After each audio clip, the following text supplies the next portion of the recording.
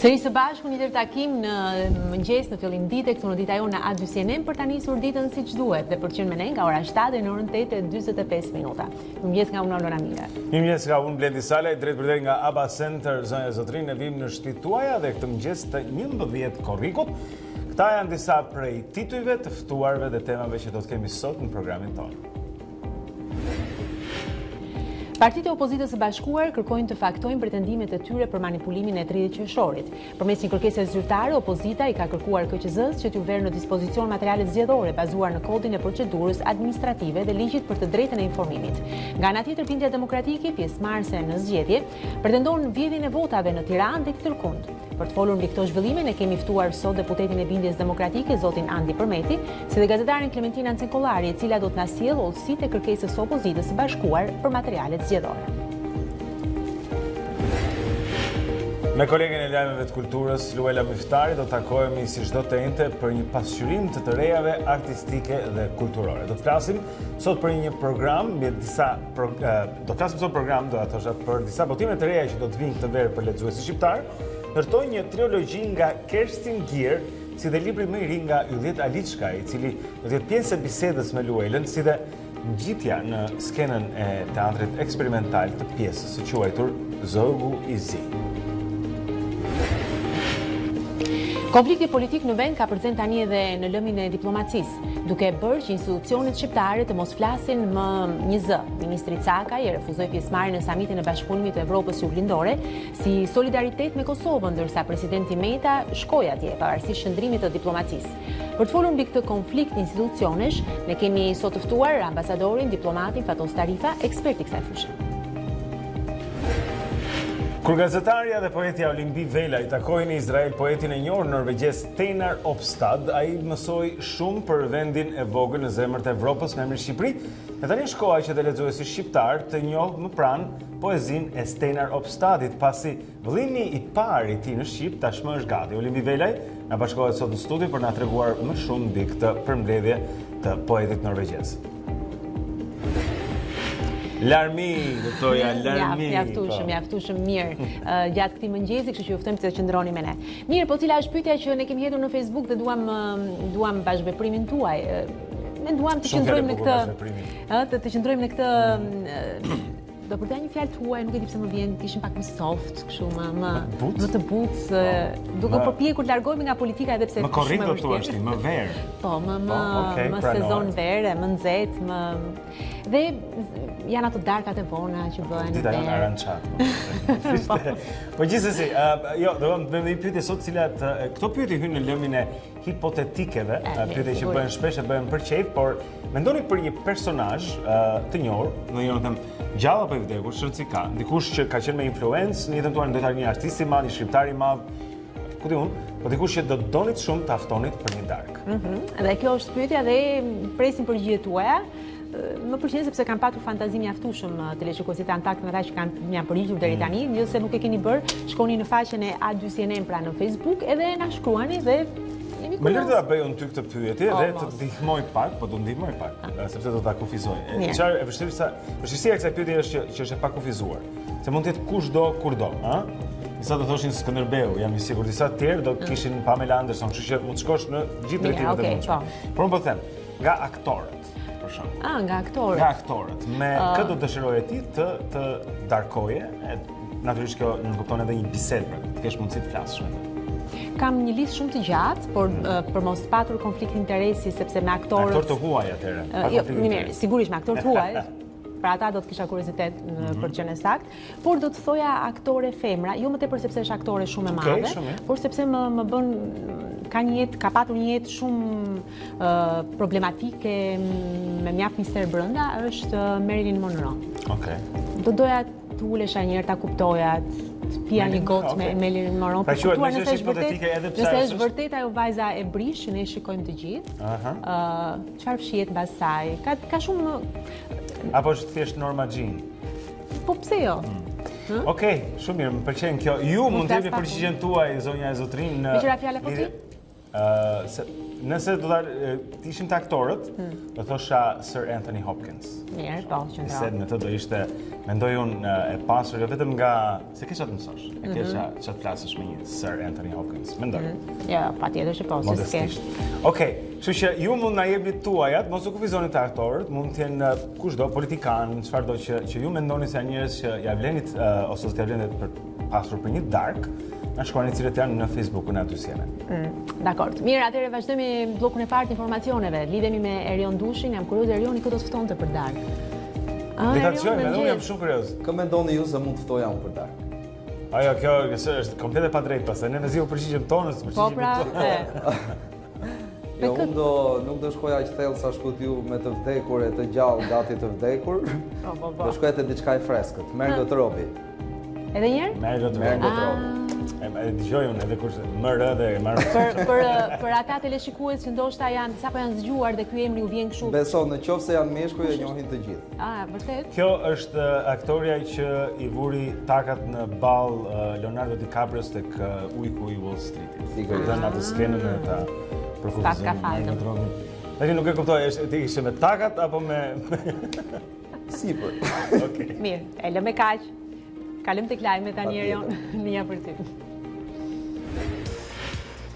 Kreu i gjykatës së lartë Xhair Zaganjori vazhdon përpjekjet për të dalë i pastër nga vettingu. Ai paraqiti 10 prova të reja për kolegjin e posaçëm të apelimit, të cilit i kërkon rikonfirmimin në detyrë.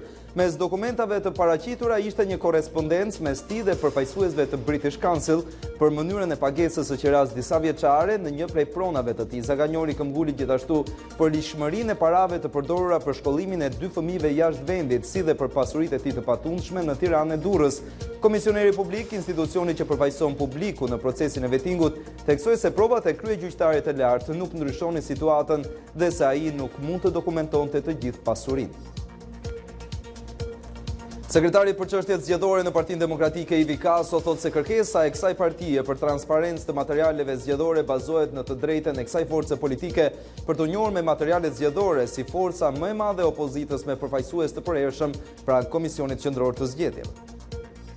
Neve në cilësinë tonë si partia më e madhe e opozitës, në cilësinë tonë si parti dhe si subjekt që kemi përfaqësues të përhershëm pranë Komisionit Qendror të Zgjedhjeve dhe kemi të drejtë të njihemi me çfarëdo lloj dokumentacioni që të paktën kalon në mbledhjet e Komisionit Qendror të Zgjedhjeve. Plazhi i Shëngjinit ishte një nga vendet që u prek nga stuhia e 2 netëve më parë me era të forta dhe rreshje shiu. Përpasoj janë shkëputur tendat nga lartësi duke goditur automjetet e turistëve që ishin të parkuara. Dëshmitarët tregojnë momentet e nisjes së menjëhershme të stuhisë dhe fuqisë së pazakontë të saj. Madje për disa, një stuhi e tillë nuk ishte parë ndonjëherë në këtë zonë gjatë viteve të fundit. Fatmirësisht stuhia shënoi vetëm dëme materiale. Të njëjtën situatë përjetoi mbrëmjen e dieshme edhe Orikumi në Vlorë. Qeveria shkarkoi drejtorin e ri të përgjithshëm të tatimeve Anton Duro. Lirimi vjen vetëm 3 muaj pas emërimit të tij në krye të këtij dikasteri, kur ai zëvendësoi në detyrë Vasilika Vieron. Arsyeja për këtë shkarkim mësohet se është mos realizimi i të ardhurave, veçanërisht nga tatimi mbi vlerën e shtuar. Vazhdojnë problemet shëndetësore për kancelaren Angela Merkel. Për herë të tretë në disa java të e kapi një krizë të dridhurash gjatë vizitës në Finland. Pamjet që bën menjëherë xhirën e rrjetit treguan Merkel teksa përfshihej nga të dridhurat të forta në krah të kryeministrit finlandez gjatë një ceremonie ushtarake. Episodi është komentuar nga vetë kancelaria, e cila tha se nuk ka asgjë për të shqetësuar dhe se po merr një trajtim mjekësor. Kaq për momentin. Bashkë ritakojmë pas 30 minutash.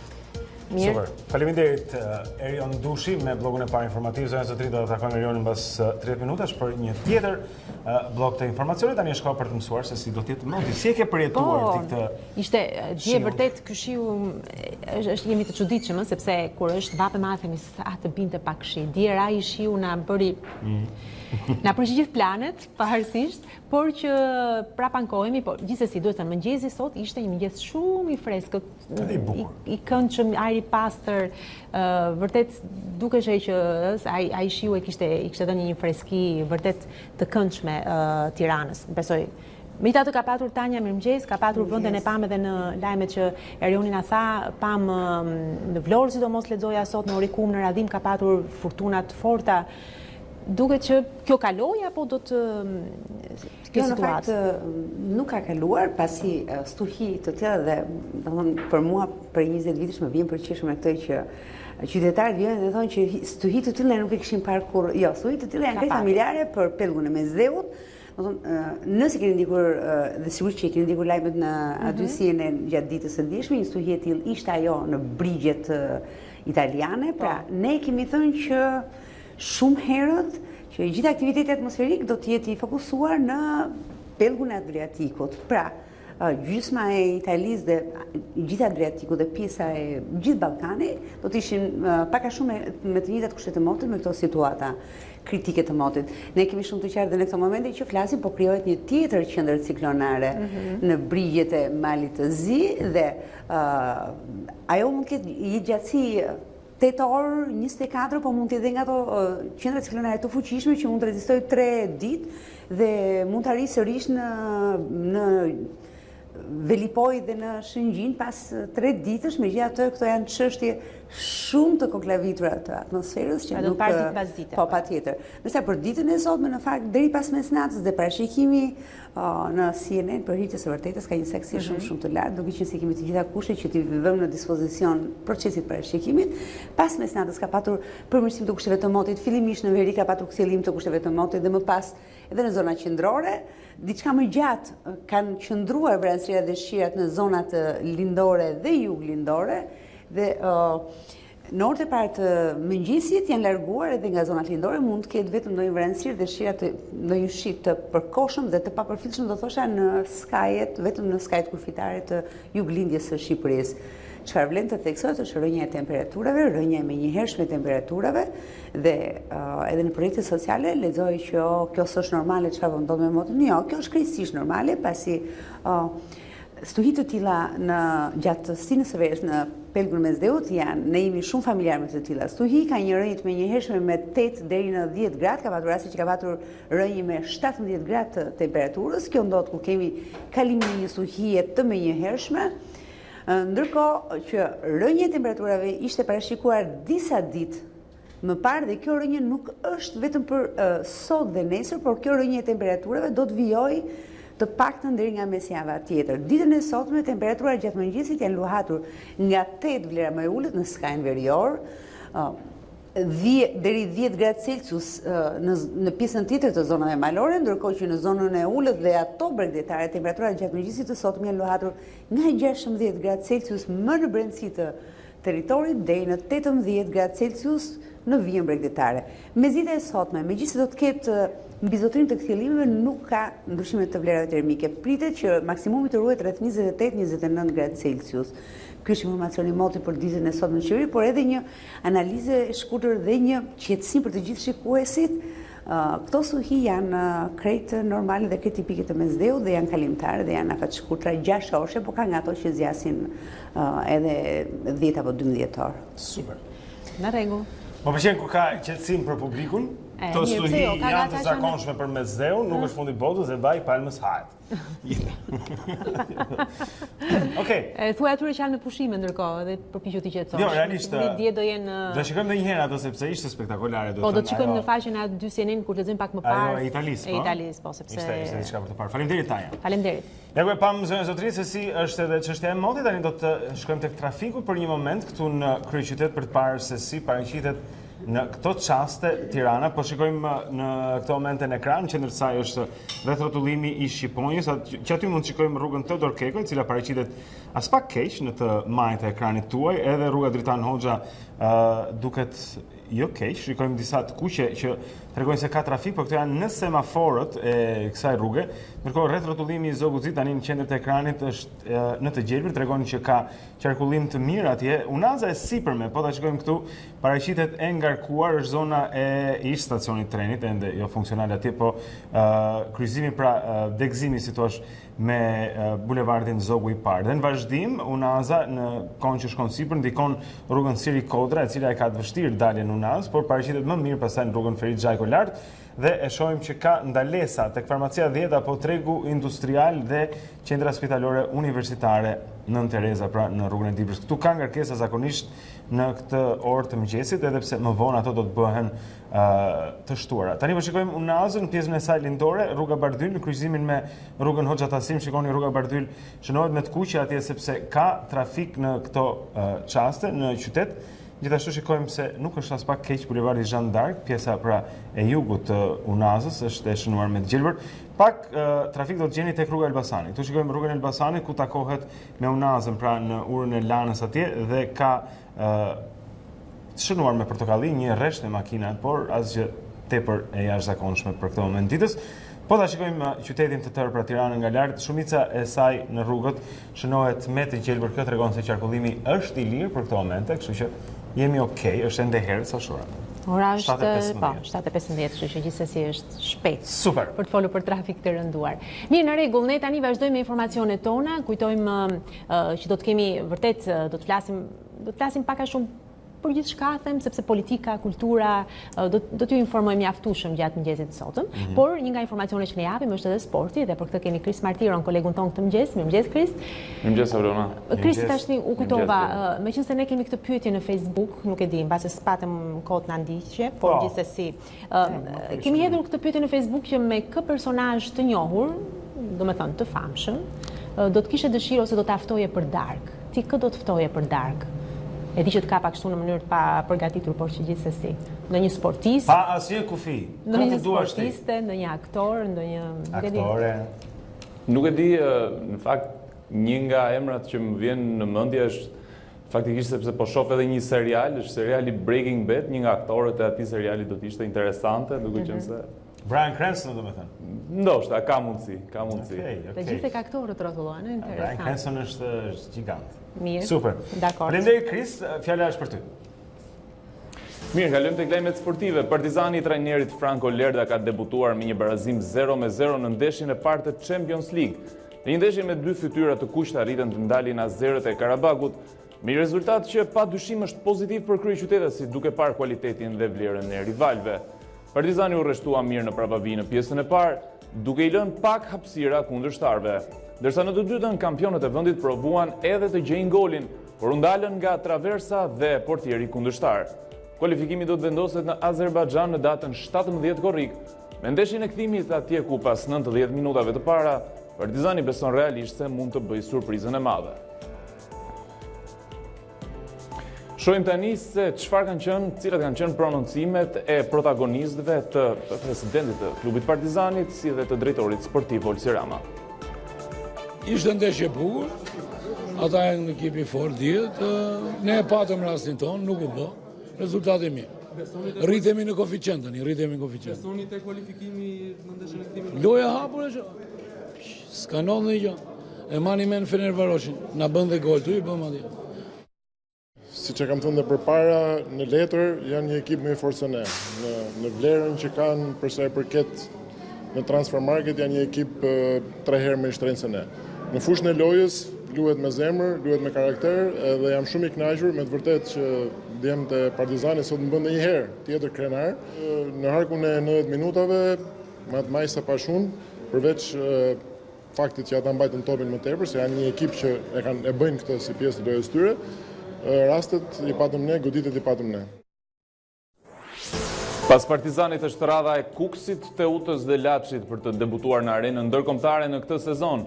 Të parët që zbresin në fush janë dursakët. Teuta do të luajë në transfert me Ventspils duke nisur prej orës 16:45.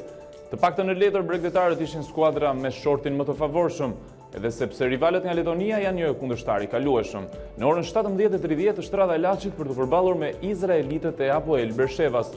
Kurbinasi do të provojnë të shfrytëzojnë faktorin fush dhe ashtu si edhe një vit më parë synojnë të realizojnë surprizën përballë një kundërshtari më të fortë. Ndeshjen e parë në transfert e luan edhe Kuksi. Në kampionat e Shqipërisë ndeshjen me Debrecenin, skuadra e drejtuar nga Ernest Gjoka zbarkoi në Hungari duke u akomoduar në hotel vetëm në orët e para të mëngjesit të kësaj të mërkure. Ndeshja ndërmjet Debrecenit dhe Kuksit është përcaktuar të luhet këtë të enjte prej orës 19. Elseid Hysaj vijon pushimet edhe pse Napoli është grumbulluar dhe ka nisur përgatitjet për sezonin e ri. Mbrojtësi shqiptar, ashtu si një pjesë e yjeve të ekipit, i lënë disa ditë më tepër për të rikuperuar forcat pas angazhimeve në kualifikuesit e Euro 2020. Hysaj e ka shfrytzuar këtë moment për të kaluar në ekstrem sfidën e Battle Cap, heqjen e tapës së shishes. Nga motori i ujit, zëvendës kapiteni i Shqipërisë i afrohet varkës dhe me një lëvizje arrin të heq tapën. Elseid Hysaj i shtohet listës së yjeve të futbollit botëror që realizojnë këtë sfidë, nga Zlatan Ibrahimović, i cili konfirmoi të gjitha aftësitë në artet marciale, tek Paul Pogba që me një lëvizje hoqi tapat e 2 shisheve. Lista vazhdon me ish sulmuesin e United Berbatov, që pasi heq tapën arrin të kontrollojë me këmbë atë parën në tokë, apo edhe kapiteni i Realit të Madridit, Sergio Ramos, i cili e bën këtë gjë nëpërmjet gjuhës.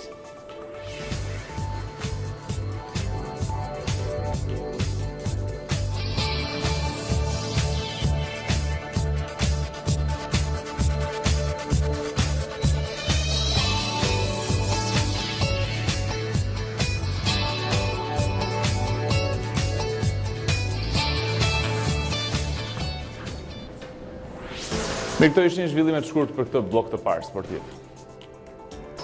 Kris, në fakt ky varianti i gjuhës ishte shumë. Këtë mund ta bëjmë të gjithë kanë përshtypjen se atë me këmbë pastaj ke parasysh se jemi të jashtëzakonshëm. Ka dhe teknikën. S'është aq e lehtë. Çështje teknike thua? Mirë. Kam përshtypjen. Faleminderit Kristi. Dakor, të mirë. Një pyetje na mundon tani se çfarë ka ndodhur në datën 11 korrik ndër vite zonën sotrin. Edhe këtë do të ju paraqesim në kjo datë në histori. Kthehemi mbas pak me titull kryesor të mediave online. 1919, dita tetorshe punës dhe e diela pushim bëhet ligj për punëtorët në Holand.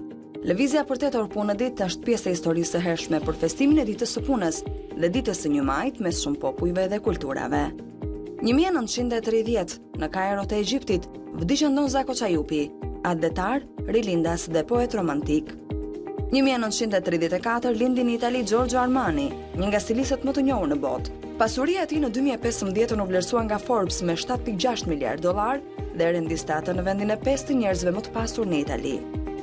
1951 lindi në Tiranë Aleksandër Peçi, një nga kompozitorët më në zë të muzikës moderne shqiptare. 1962, në një konferencë shtypi, NASA shpall misionin për vajtjeardhje në Hënë dhe projekti Apollo ja arriti me sukses qëllimit, pavarësisht nga fillimi i keq në vitin 1967, kur gjatë një prove nisje paraprake, zjarri shpërtheu në kabinën e anijes Apollo 1, duke shkaktuar vdekjen e të gjithë ekipazhit. 1995, ndodhi masakra e Srebrenicës ku u vranë më shumë se 8.000 bosnjak, kryesisht burra dhe djem, gjatë luftës në Bosnje. Vraset u kryen nga njësitë e ushtrisë Republikës Serbe të Bosnjës, në komandën e generalit Ratko Mladić, me ndihmën e vullnetarëve nga Serbia dhe Rusia. 11 korriku sipas organizatës së Kombeve të Bashkuara shënon ditën botërore të popullsisë. Sipas kësaj organizate, në çdo sekond që kalon, bota rritet me 2 njerëz, çka do të thotë se në një ditë popullsia shtohet me 225.000 njerëz ose 83 milion njerëz në vit.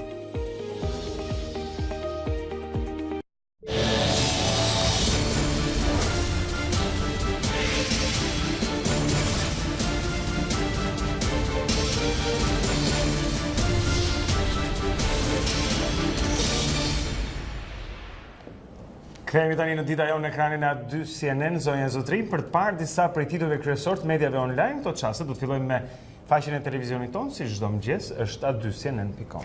Po ja ku e kemi dhe në qendër të vëmendjes është edhe presidenti Meta, pasi shkarkimi i tij të enjte nis puna e komisionit hetimor pra ditën e sotme. Rama Meta ka luajtur deri në fund me zjarrin, duhet hetuar dhe ndëshkuar nga ky kuvent. Po ndër të tjera mund të lexoni A2 Business Week, Xhepa ka thënë se nëse vazhdon kriza politike, ekonomia do të shkojë keq e më keq. Lulzim Basha, ne jemi opozita pro-europiane që garanton ndryshim. Ndërkohë që ndër të tjera mund të lexoni gjyqi Babales dëshmojnë 4 ermalët e policisë, se njohim Beliun. Makina e ambasadës ruse aksidentohet në Librazht. Kryemadhi takon ambasadorin e OSBE Odirit, i dorëzova dosin me shkelit e kushtetutës për votimet moniste. Ndërkohë që në brendësi mund të lexoni në A2CNN.com fuga për reformën në akademi, synoi rinovimin varianti Gjinushit i dështuar. Kandidimi për SPAK, prokurorët e dosjeve të nxehta raportojnë para KLP-s dhe misioneve ndërkombëtare. Dhe e fundit që lexojmë tek A2 CNN, vrasja e Ibrahim Bashës në Lazarat ekstradohet nga Shtetet e Bashkuara të Amerikës, pjesëtari i grupit që qelloi mbi policinë. Ndërkohë që duhet kishim edhe një video, por e shikoj që nuk është në krye. Pak më poshtë, mund të zbresim pak më poshtë nga bota, ndoshta ishte ajo video që ishte pikërisht në Itali. Jo, Merkelit. Duam videon e plazhit, nëse mund ta shohim. Zbrit pak më poshtë, lutem, në faqe. Po. Edhe pak.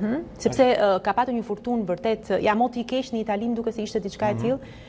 Po, moti i keq për pushuesit. Aty, po, kemi një video e cila vjen ja pikërisht nga Italia dhe moti vërtet i...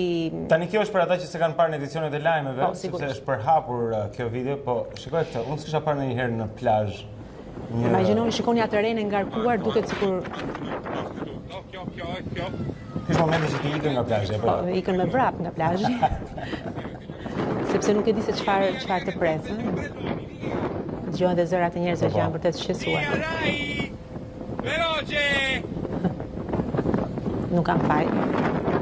Shumë interesante kjo, por kam përshtypjen që ka qenë e ngjashme edhe stuhia që ka qenë në brigjet tona, vetëm se ndodhi gjatë natës, sepse shumë njerëz dëgjoj ngjirin e Lalzit në Shëngjin në këto zona prapata. Në Orikum, në Radhim, në Vlorë ishte njëta gjë raportoi nga gazetarët tanë. Pra kjo ishte pak a shumë që ka donim të kishim në qendër vëmendjes në faqen e a2cnn.com, si për herë kujtojmë edhe të shkarkoni dhe aplikacionin ton A2CNN, pra ja ku e keni, është aplikacioni në telefonin tuaj për qëndruar gjithmonë të informuar. Ecim më tej. Okej. Shikojmë tani edhe panoramën e zotrin disa prej titujve kryesorë që ndodhen në këtë gazetë tani në mëngjes, në faqen e saj online. Kriza institucionale në Shqipëri më e rënda nga luftrat ballkanike, tregon Artan Fuga, pra profesori i cili ka folur mund të na mbyll të gjithë në shekullin e 21, shton ai më tej. Qepeti dhe hiqi ato syze, je në qeveri vetëm, i ka thënë deputeti Lefter Maliqi, zëvendës ministrit të mbrojtjes Petro Koçi, në një debat ku janë ftuar, i cili ka qenë me tone gazmore, le të themi. Shohim pasaj stuhi edhe në Sarandë, shihni si vrapojnë njerëzit në rrugët e qytetit. Kjo është një video pra që vjen nga qyteti jugor, lidhur me motin e keq, ngjashme me atë që sapo pam në Bregdetin italian. Aksidenti në Pogradet shkon në 9 numrit të plagosurve, njëri në gjendje të rëndë. Ndërkohë një analizë politike dhe ekonomike, çfarë fshihet pas projekt ligjit kontrovers të qeverisë, si po tentohet të vendoset një taksë e re mbi naftën. Kjo është nga Klodian Tomori, pra e pasqyruar tek Panorama sot mëngjes.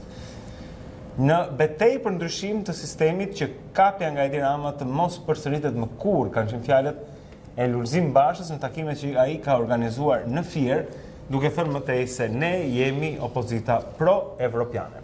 Kaq nga faqet e Panoramës, sot mëngjes ne do shkojmë tutje në një tjetër media tani për të parë se çfarë ka aty. Po ecim më tej dhe jemi me mapon dhe titut kryesor të saj. Fondacioni Gjerman zgjedhjet parodi, baza mbështet kursin e Bashës. Taksa antikushtetuese që qeveria po vendos mbi naftën, Basha, ne jemi opozita pro-europiane, garantojmë ndryshimin. Babzi ballkanike, Rama, Thaçiç, Vučić, pra janë këto karikaturat nga Bujar Kapexhiu, që vinë në mapon në këtë mëngjes, paralizohet aksi Thuman Fushkruj, automjetet radh kilometrike. Zëri Amerikës, policia nuk mbrojti vajzën e përdhunuar nga babai. Edhe sa do të zgjas zonja kancelare, pra me sa duket është kjo pyetje që është ngritur në mapon. Eci më tej, depoja me armë të NATO-s në Elbasan, një person në kërkim. Dhe fundit që lexojmë tek mapo, a do e bllokojë demokracia e re nisjen e negociatave me Shqipërinë. Pra këto dhe të tjera mund t'i gjeni edhe opinionin natyrisht në brendësi të faqes së mapos online në këtë mëngjes, ne vazhdojmë më tej. Shkojmë tani më tutje tek shqiptare.com, disa prej titujve kryesor atje janë këta që do të lexojmë tani.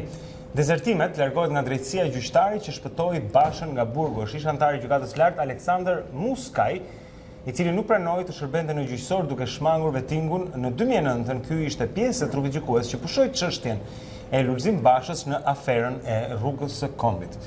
Lexojmë tutje tani nga faqet e shqiptare.com. Forestrada del nga rruga plagosen 8 pasagjerë në Vërdov të Pogradecit. Ky është lajmi pra që lexuam edhe pak më herët. Ndërkohë një tjetër nga shqiptare.com përfundon afati 10 ditor. Fletoria zyrtare nuk njeh dekretin e Metës për 13 tetorin, pra 3 ditë para zgjedhjeve lokale të 3 qershorit, në 27 qershor, presidenti Meta dekretoi datën 13 tetor, por kjo ende e pa pasqyruar në fletoren zyrtare. Lexojmë tutje. Depo armatimi me armë të NATO-s, kallash në Elbasan, ja kush është personi që kërkohet nga policia, emri i tij në brendësi të kësaj medie. Ndërkohë, qeveria blindon SPAK-un dhe Biron e Hetimit mbrojtje personale për gjyqtarët dhe prokurorët, ky me një vendim të qeverisë. Tjetra që do të lexojmë ka të bëjë me aktualitetin. Rezoluta 72 deputet urdhër Arta Markut godit korrupsionin deri në tetor dhe dimër në verë. Studia godet edhe jugun, pushuesit ikin me vrap, era thyen pemët, ikin dritat, janë titulli i fundit që do të lexojmë në sot mëngjes tek shqiptare.com. Eci më tej ndërkohë vazhdojmë me një tjetër media në këtë mëngjes për të parë dhe titujt e Java News. Integrimi, jo vetëm Franca dhe Olanda, por ndoshta edhe Mitsotakis kundër Shqipërisë dhe Maqedonisë së Veriut. Rudin Hajdari flet me emra për klasën politike, no comment 30 vjet në pushtet. VKM-ja ja si do të blindojnë ambientet e SPAK-u dhe të byrosë së hetimit. Aleati Partisë Demokratike, Basha gabonte kur thoshte se do t'i ndalojmë zgjedhjet e 30 qershorit. Tensioni diplomatike do rriqet ambasadori britanis në Shtetet Bashkuara të Amerikës pas kritikave ndaj Trump. Shoqërohet me foto lajmi, drog dhe orgji, sekretet e jetës së shfrenuar të sheikëve në Londër, 65.000 pound për një natë me prostitutat. Dhe shoqërohet me video ndërkohë lajmi tjetër, çfarë po ndodh me kancelaren e Merkel, e kapin dritit e trupit për herë të tretë. Pra, shëndeti jo i mirë i saj. Përgjimet e Zajev dhe opozita naive shqiptare që haron letrën e Trump. Doli para KPA-s Zaganjori, paraqita 10 dokumente të reja janë paguar të gjitha tatimet. Shkarkohet drejtori i përgjithshëm i tatimeve, pra është ky tjetër lajm që vjen në Java News në këtë mëngjes. Mbrojtja civile e Rama, do vendosim sanksione, s'mund të prishim tubacionin e ujit për ca palma në një lokal dasmash. Basha, largimi Ramës nuk mund të jetë çështje fjalësh, por veprash. Pra këto dhe të tjera, si shikoni, janë mjaft analiza dhe lajme që kanë të bëjnë me politikën dhe jo vetëm në Java News në këtë mëngjes, në faqen e saj kryesore. Ne vazhdojmë më tej. Okej, do të shkojmë tutje tani për të parë të tjerë tituj në një tjetër media. Në këto çaste jemi tek Monitor. Shohim të parin atje. Komisioni Evropian, Shqipëria shton financimet për PPP-t i ul për arsimin dhe shëndetësinë, mos rrisni taksat. Pra, është Komisioni Evropian i cili ka publikuar vlerësimin e tij për programin e 5 reformave ekonomike EPR që mbulon periudhën 2019-2021. Shqiptarët optimistë për ekonominë, por realiteti i zhgënjen gjithmonë, është çfarë lexojmë tek Monitor. Një tjetër titull atje, çmimi i energjisë, bizneset në treg të lirë do të paguajnë qershorin me 13 presje 0,7 lek për kilovator. Tjetër titull nga Monitor i përqendruar tek çështjet e ekonomisë, pra euro hyn sërish në ciklin e rënjes. Është çfarë paralajmërohet këtu dhe largohet nga detyra pas 3 muajsh drejtori i tatimeve Anton Duro, ka qenë drejtori i përgjithshëm i tatimeve, institucion mjaft i rëndësishëm i cili pra është ka qenë tepër dobët me realizimet. Projekti i aksis së fermerëve shqiptar në sistemin e njohurive të inovacionit në bujqësi gjithashtu promovohet tek Monitor dhe kaq ne shkojmë tutje në një tjetër media. Mirë, eci më tej. Për të parë të tjerë tituj në këtë mëngjes, jemi tek koa.net, pra jemi në Kosovë. Caka i thotë se Shqipëria do të financojë 2 projektet në lugin të Preshevës. Ftoje të thella raportesh në koalicionin PAN Limaj s'komunikon me Haradinaj. Mbi 900 arrestuar për drogë në 6 muajt e parë të vitit në Kosovë. Kompania dyshuar si përgjegjëse për vdekjet nga oksiduli në QKUK sërish fiton tender për gaz. Serbët e Veriut vazhdojnë të mos e paguajnë energjinë elektrike, KMDL-1-ja bën thirrje për protesta. Selmanaj për kryetar të LDK-s do të ketë më shumë se një kandidat. Opozita thotë se vetëm zgjedhjet pengojnë Thaçin dhe idenë e tij për ndarje të Kosovës. Opozita, pra e fundi që lexojmë te koa.net, opozita kritikon emërimin e 21 vjeçarit drejtor në komunë të Kamenicës. Këto dhe të tjera mund të lexoni te koa.net për të koptuar më shumë se çfarë ndodh në Kosovë, por tani ne shkojmë në shtypin ndërkombëtar, jemi tek CNN. Shëm faqen e CNN tepër shpejt sot në mëngjes, është titull kryesor atje në të majt të faqes ka të bëjë me një tjetër konflikt pra në Iran, sepse bëhet fjalë për 5 anije iraniane të cilat u munduan që të merrin një cistern, pra të kapnin një cistern të Mbretërisë së Bashkuar, e cila u mbrojt pastaj nga një luftanije britanike, por ky sulm mbi të është shënuar në faqen e CNN-it. Në historitë kryesore Top Stories që CNN paraqet sot mëngjes, edhe një lajm akoma i keq, ose ndoshta edhe më i keq lidhur me sa i përket konsumit të pijeve me përmbajtje sheqeri. Qofshin këto soda, pra pije me gaz apo edhe lëngje frutash, nëse janë, por përmbajnë tepër sheqer. Një studim i ri i cili është bërë me 100.000 të rritur në Francë tregon se një risk i rritjes me 18% të kancerit, apo 22% të kancerit të gjirit vjen edhe nga konsumi i 100 mg të pijeve me sheqer çdo ditë. Është tepër po themi e rrezikshme. Pra konsumi i sheqerit gjithmonë më i keq po bëhet edhe kjo pasqyrë dhe sot tek CNN. Në të majtë faqes ka një histori që lidhet me Kinën dhe ajrin e keq atje dhe se si prindrit në Kinë ende nuk i besojnë qeverisë se do t'i mbrojë për shkak se ajri është tepër i ndotur dhe nëse mund të klikojmë te ky liçeni tepër i bukur në mes të faqes CNN-it, këtu bëhet fjalë për një liçen i cili njihet ndryshe edhe si Maldivet e Novosibirsk. Po. E po ta shikosh, këto ujëra ngjyrë turkois janë tepër tërheqës, njerëzit kanë shkuar aty, por ideja është që edhe pse është kthyer në një tërheqje për gjithë këta të apasionuarit e Instagramit, ujërat e këtij liçeni janë në fakt toksike, vdekjepruese, tregojnë autoritetet, pasi aty derdhen mbetjet e një miniere, kryesisht hiri që prodhohet nga një minier që ndodhet aty pranë, dhe ato e shkaktojnë, nëse zbrisën poshtë ka të tjera foto aty, ato e shkaktojnë këtë pamje të mrekullueshme që i tërheq njerëzit. Ngjyrën të kaltër, kaq të bukur, por që në fakt është. Por autoritetet kanë vënë alarmin që njerëzit i qëndrojnë sa më larg liçenit sepse nuk është. Me sa duket tërheq shumë njerëz sepse pam që ka foto nga më të ndryshmet për. Kjo shoqëri jemi sot, shikoj, ajo foto është fantastike. Megjithatë ai liçen aty edhe pse është kaq i bukur është i dëmshëm, është toksik, kështu që Jo çdo gjë e bukur është. Pra në Novosibirsk ishte kjo, në Siberi. Mirë, dakord, ishin këto lajmet kryesore në mediat online që ne u servirëm në këtë mëngjes. Tani ulëm shoqërinë e fotove të një vite më parë dhe më pas do t'ju japim informacionin për se takon kulturës. Do të kemi gazetaren tonë Luela Miftari, me cilën do të shikojmë se cilat kanë qenë aktivitetet që kanë shoqëruar javën dhe që priten në fundjavë. Okej, kthehemi pas pak.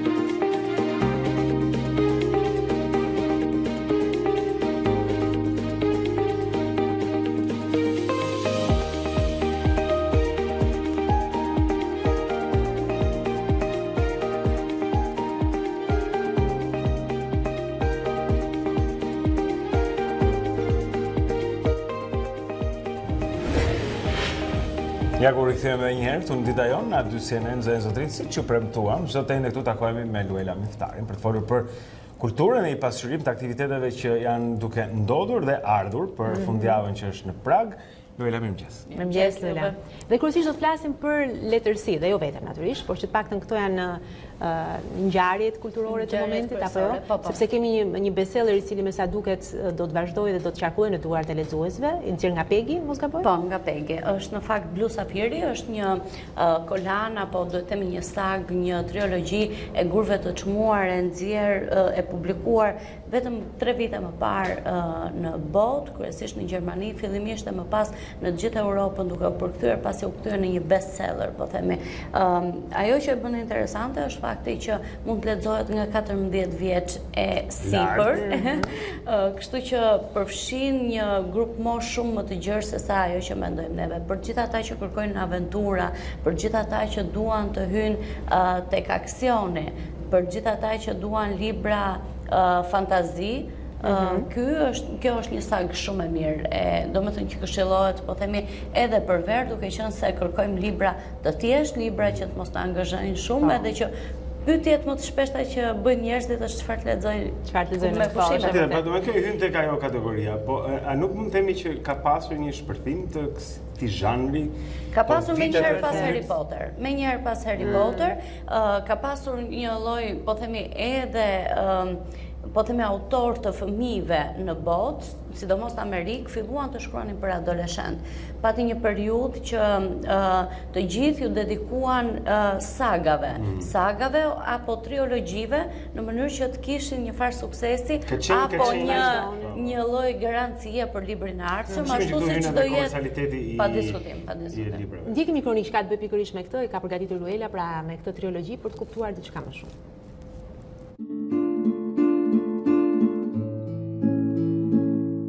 Nëse ju pëlqen shekulli i 18 dhe do doni të jetonit për pak kohë në këtë periudhë, atëherë lexoni këtë verë Blu Safiri, një libër për vëllimin e parë të së cilit me siguri keni dëgjuar.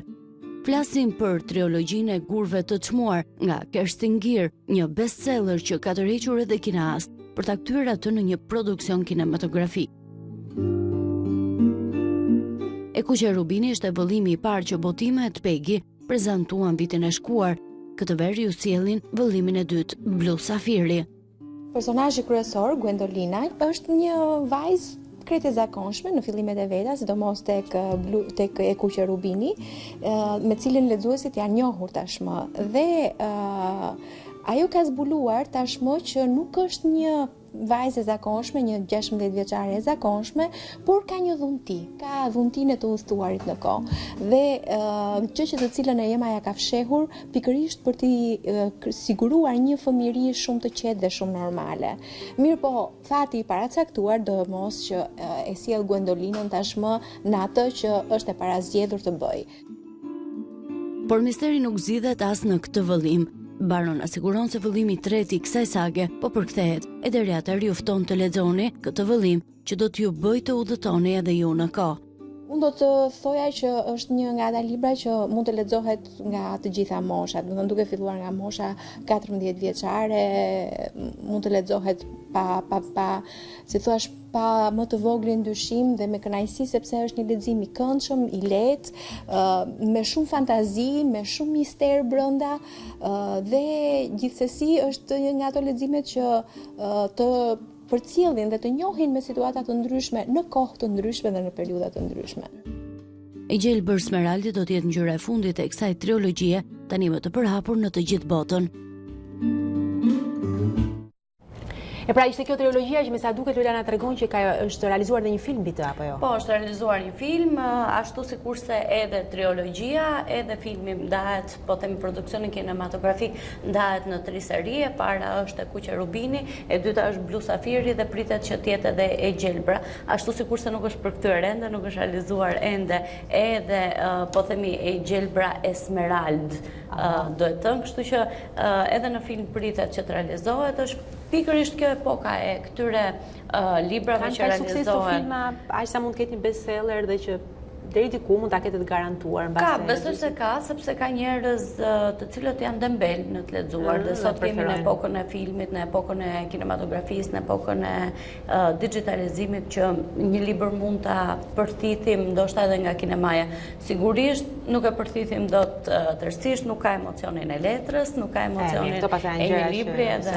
Patjetër, por megjithatë duhet të thënë që kjo është për një, domethënë, duke qenë që libri kur thotë që ne jemi një libër për 14 vjeç e sipër, e natyrisht s'ka asnjë problem që ta lexojë edhe një 50, 60 apo 70 vjeçar, por duhet pasur parasysh pra që është një letërsi që i flet edhe atij që është më i ri dhe do ta ketë atë sensin e aventurës diku për unë ndaj e solla, sepse grupmosha e adoleshencës në Shqipëri nuk ka një, po themi një letërsi të caktuar, ne botojmë shumë pak në letërsinë shqipe, apo përkthejmë shumë pak për adoleshentët. Në fakt ajo që e shikojmë që lexojnë në anglisht, në triologji lexojnë në anglisht apo janë të detyruar të lexojnë në anglisht sepse përkthimet në shqip janë të pakta. Kështu që kjo triologji është një alternativë mirë që ata ta marrin këtë verë me pushime. Kisha një gjë vetëm për të thënë se me që ishim tek kthimi i librave nga në film, është njëri i cili zakonisht librat i bëhen filma. që kanë nxjerrë një libër të ri. Ylljeti, po, e di me atë ka, sepse ishim të tre në fakt tek promovimi i librit të timit të fundit, prezantimi që ai bëri pra metamorfoza e një qyteti apo kryeqytetit dhe vërtet shumë interesante, premton të jetë një libër shumë interesant sepse Dita Liçka është vërtet ka ato pikat e tij të forta dhe sidomos njihet për atë mënyrën e hapur dhe të sinqertë dhe stilin e tij tepër të veçantë. Mund të themi që bashkë me shndërrimin e qytetit, metamorfozë pësojnë edhe njerëzit që jetojnë në këtë kryeqytet, duke ju nështruar po themi fateve politike, njerëzore. Po vetëm kaq do zbulojmë sot. Po, kaq sot sepse do ta kemi të premten të ftuar shkrimtarin Dita Liçka për të thuar diçka më shumë, po. Nesër vërtet.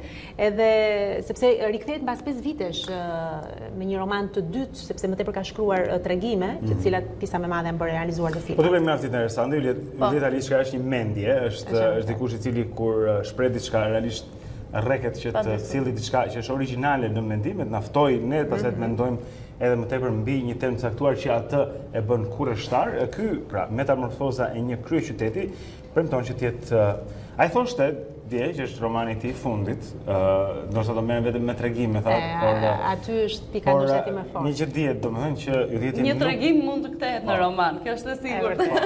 Nuk i dhënë në gur këto premtime, thotë që mund të ndryshojmë më. Nuk i diet asnjëherë, por gjithsesi do të kemi mundësi nesër ta intervistojmë shkrimtarin.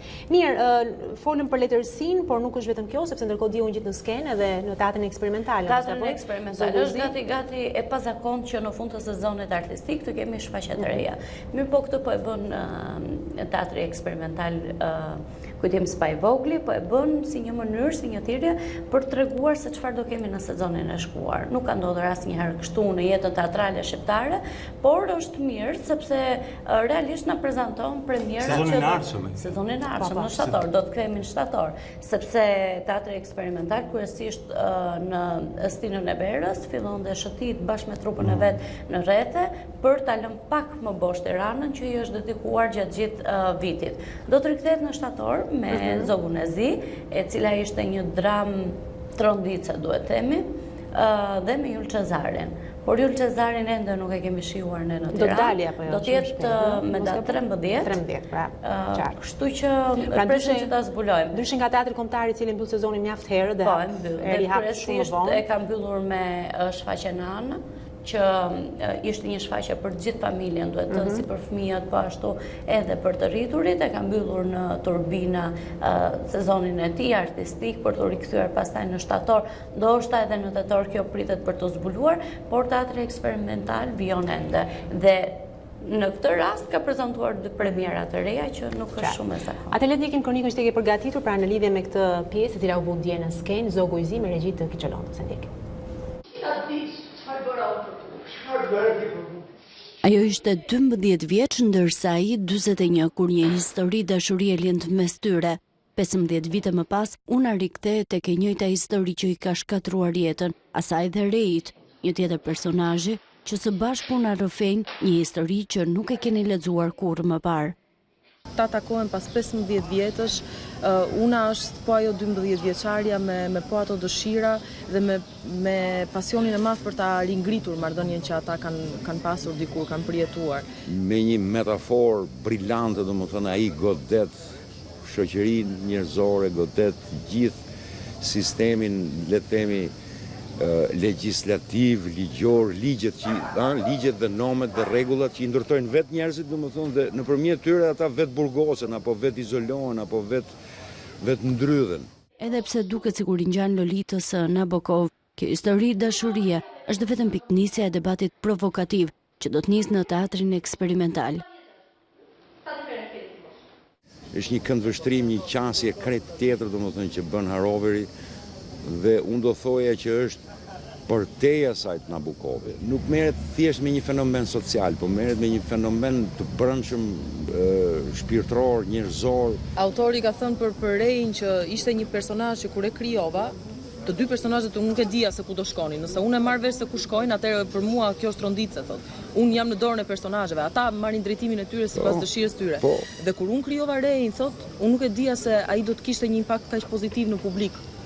Pra, ai e ka arritur qëllimin që të krijojë dy personazhe të balancuar as një anës dhe që publiku të kalojë njëra nga njëra optik dhe njëra nga tjetra. Zogujzi do të ngjitet në një nga skenat eksperimentale të kryeqytetit këtë të mërkur për të rikthyer sërish në shtator.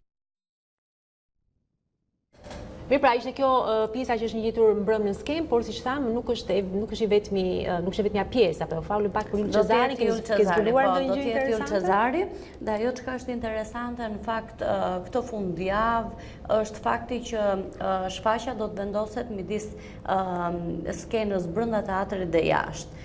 Vetë regjizori ka zgjedhur që vrasjen ta realizojë në oborrin e teatrit eksperimental. Po si shikojmë sigurisht pak nuk e di se çfarë do të ndodhë, sepse diku është protesta, diku është pak më tutje, është në të njëjtin obor, i ndajnë vetëm shumë pak hapa vrasjen e Yul Çezarit me protestën e teatrit kombëtar. Që bëhet gjithë një. Sa duket ai sfond mbase duket interesante fakti që vetë publiku do të marrë karrige, do të shkojë aty brenda, do të dalë prapë jashtë. Nuk e di se si mund të jetë konceptuar, por me video projektor, do të thënë që se do shumë interesante. Të jashtëmin brenda. Jo. Aktorët do të jenë jashtë. Aktorët po them që ndoshta imazhi i tyre vinte brenda në sallë përmes një ekrani. Nuk besoj, neve na thanë që publiku duhet bëhet gati që do të marrë karrigën me vete dhe do të shëtisë dhe do të pushtoj gjithë ambientin e teatrit eksperimental, kështu që do jetë një, po themi, shfaqje intensive. Mezi e presim, duhet themi që regjizorët e huaj sjellin gjithmonë ide shumë interesante për skenën teatrale shqiptare, duke filluar nga ndriçimi që neve asnjëherë nuk kemi ditur ta bëjmë mirë, mendoj unë, dhe realisht e shohim që regjizorët e huaj sjellin vërtet një këndvështrim shumë ndryshe.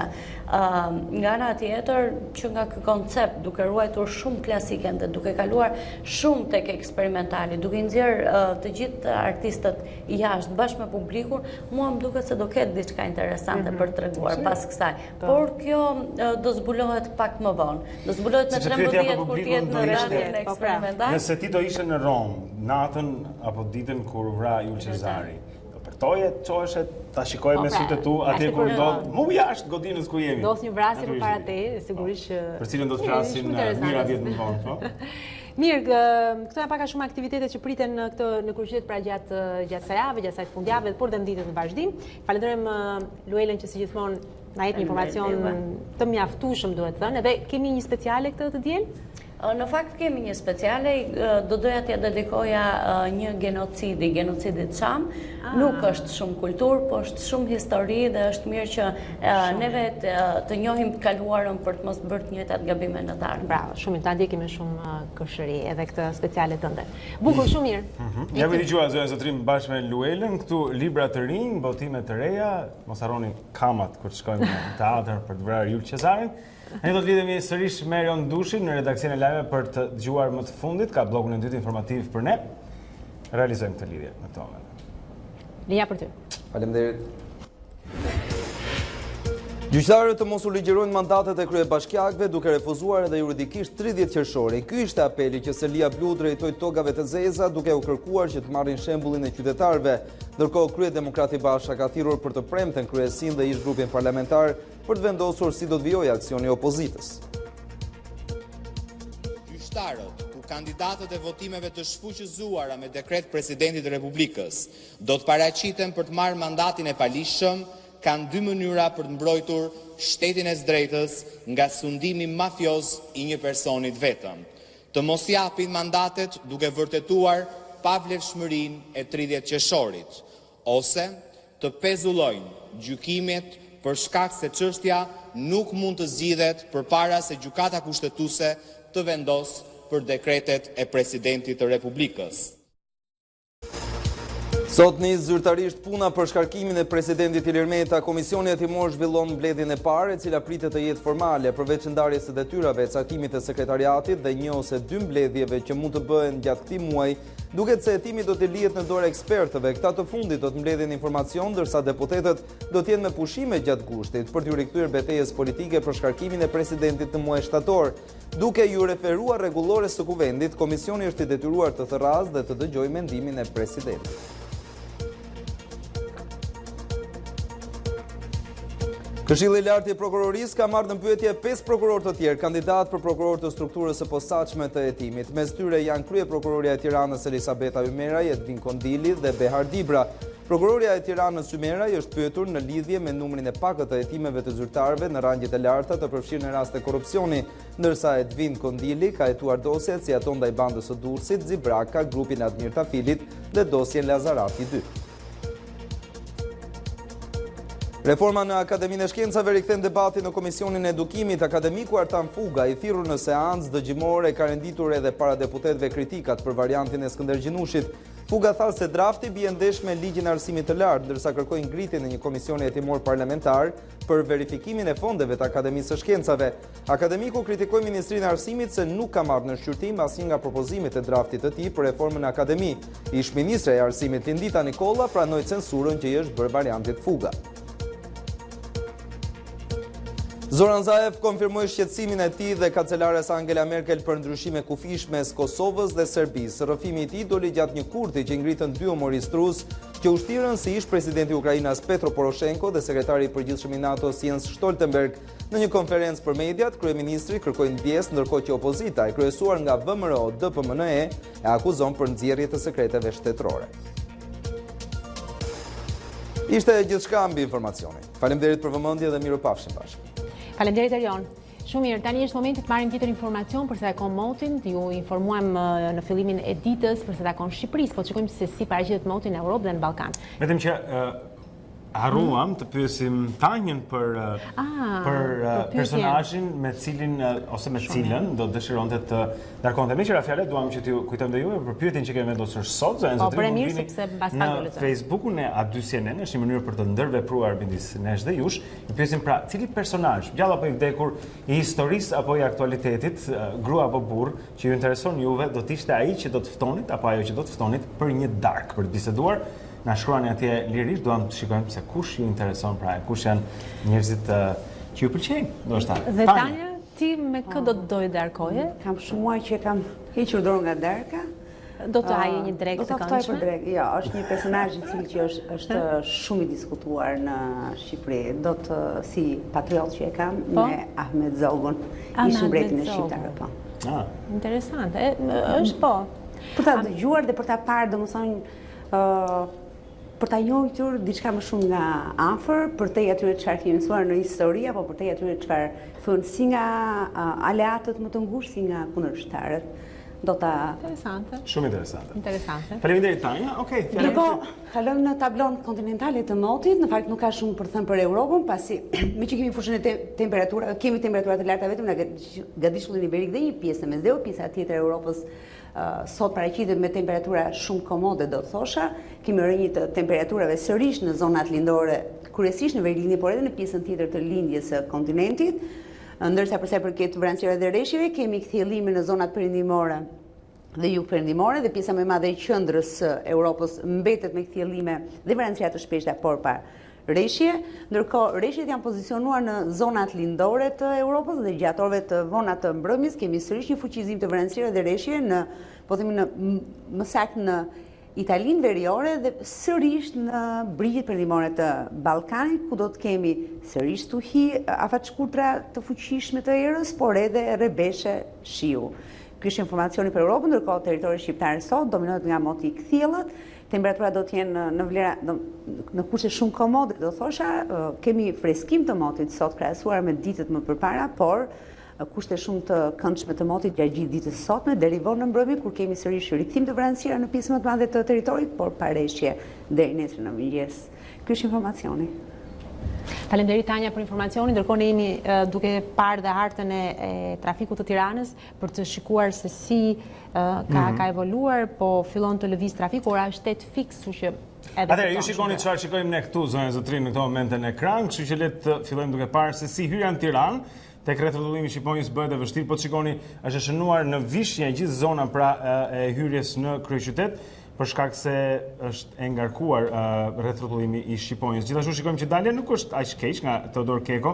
Ka disa vonesa që shihen në semaforët e kësaj rruge midis mbikalimit të Unazës së Re dhe vajtjes për tek rrethollullimi i Shqiponjës, por hyrja në Tiranë është jo keq. Shikojmë pastaj që vajtja në kombinat rëndohet, kjo është rruga e Kavajës pra drejt kombinatit, shikoni që në disa segmente të saj shënohet me të kuqe kjo tregon se trafiku është I rënduar, ja ku shkojmë edhe mbikalimin dhe nënkalimin tek Unaza e Re dhe rruga e Kavajës. Pra, tani shikojmë një panoramë më të gjerë të qytetit. Unaza e sipërme na sjell gjithmonë probleme në këtë orë të ditës, është zona pra pranë stacionit të trenit, rruga Asim Vokshi që kthehet pastaj në rrugën Ferit Gjajko dhe ngjitet lart drejt tregut industrial, atje pra ku kryqëzohet edhe me rrugën e Dibrës ka ngarkesë. Kjo është edhe zona e qendrës spitalore universitare Nën Tereza. Ne shikojmë edhe ardhjen pra nga Kino Studioja për poshtë. Ky kryqëzim këtu është ai I rrugës Oxhakut, siç e quajmë, me rrugën e Dibrës, pra zbritja nga Kino Studio është e vështirë. Mjaft e ngarkuar është rruga Hoxha Tasim dhe Xhenfize Keko. Pra kjo bëhet rruga Hoxha Tasim quhet Xhenfize Keko mbasi kalon Unazën dhe shikojmë që kjo rruga e Porcelanit, si quhet ndryshe, është tepër e ngarkuar në zbritje, pra ardhja nga kjo rrugë e Porcelanit për në Tiranë do t'ju kushtoj shumë minuta zonë zotrin.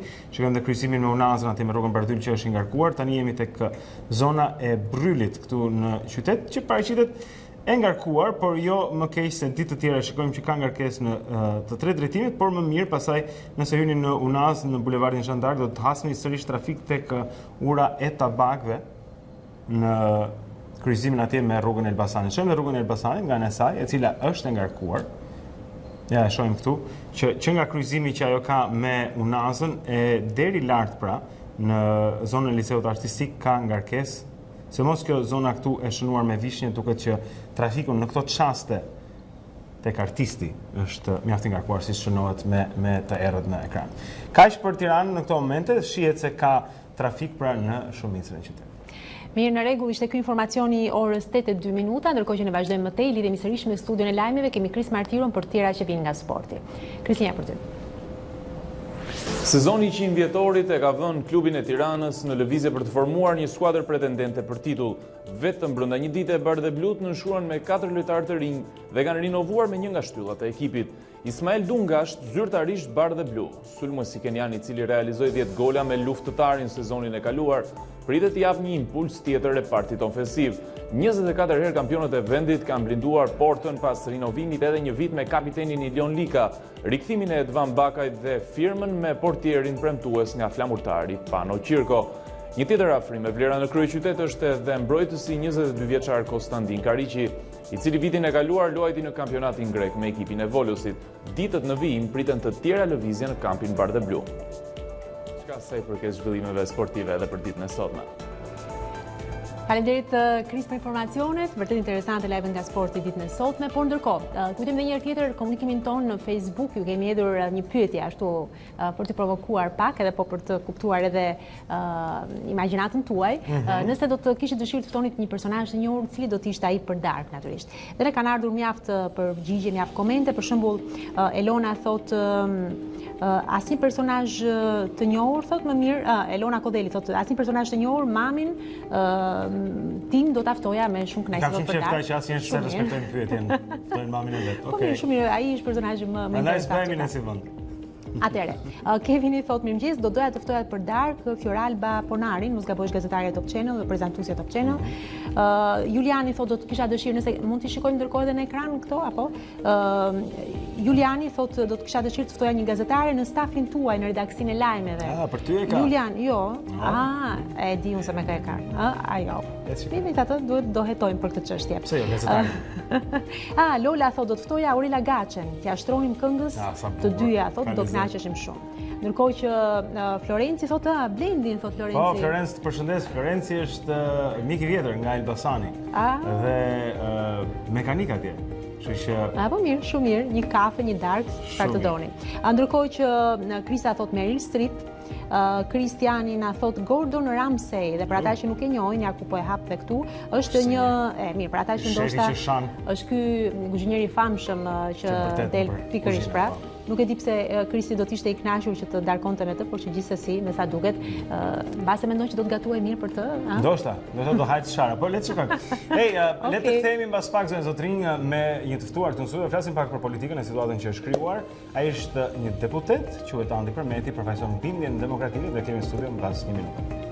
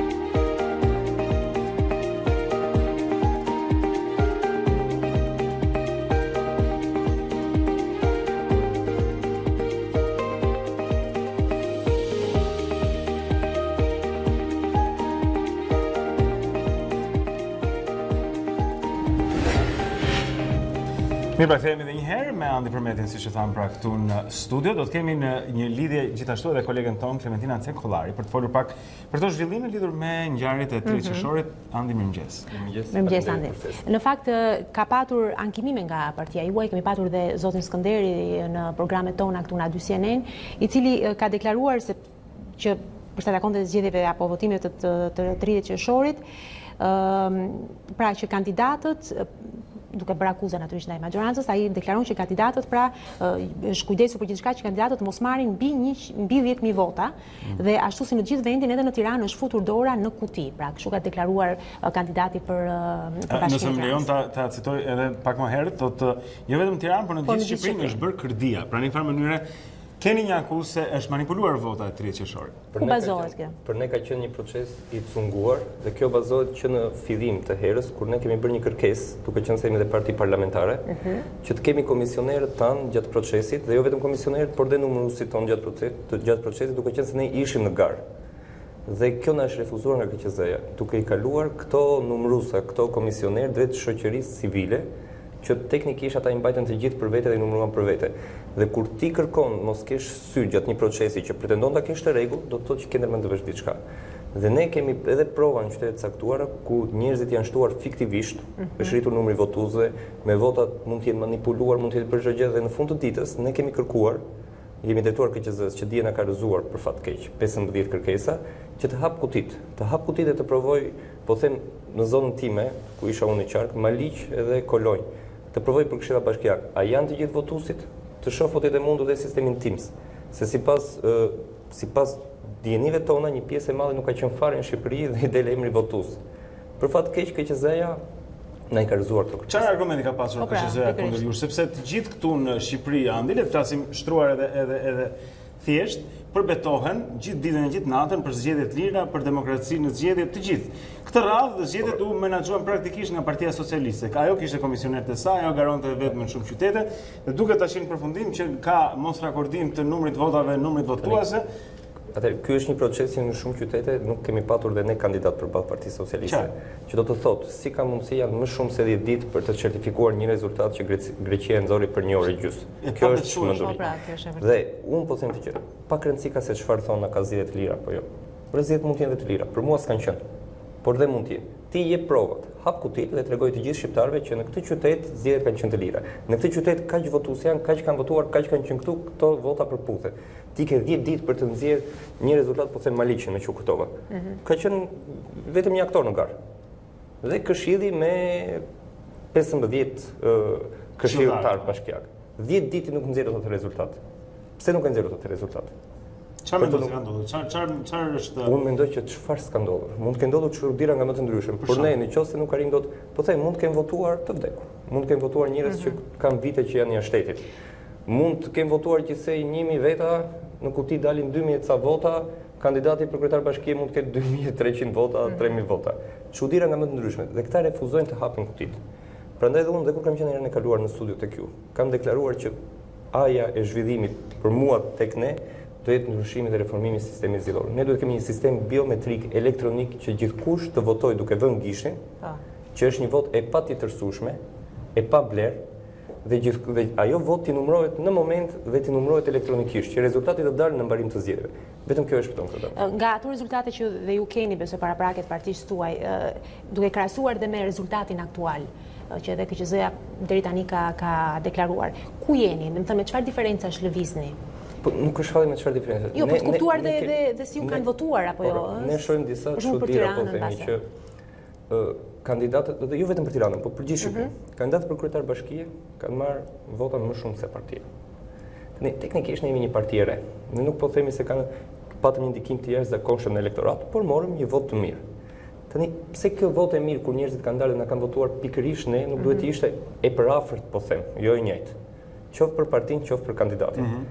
Kjo ndodh për shumë arsye, duke qenë se ne jemi dhe njerëz që jemi marrë me zgjedhje dhe e njohim procesin, në fillim numërohet vota e kandidatit. Dhe vota e kandidatit shkon diku tek 1 ditë, 1 ditë e gjys. Okej. Dhe mbas 1 ditë e gjys fillon këshilli, që teknikisht njerëzit janë të cilitur, janë shumë të lodhur dhe gjithmonë vjedhjet bëhen gjatë votave të këshillit, sepse kalojnë disa ditë dhe njerëzit janë.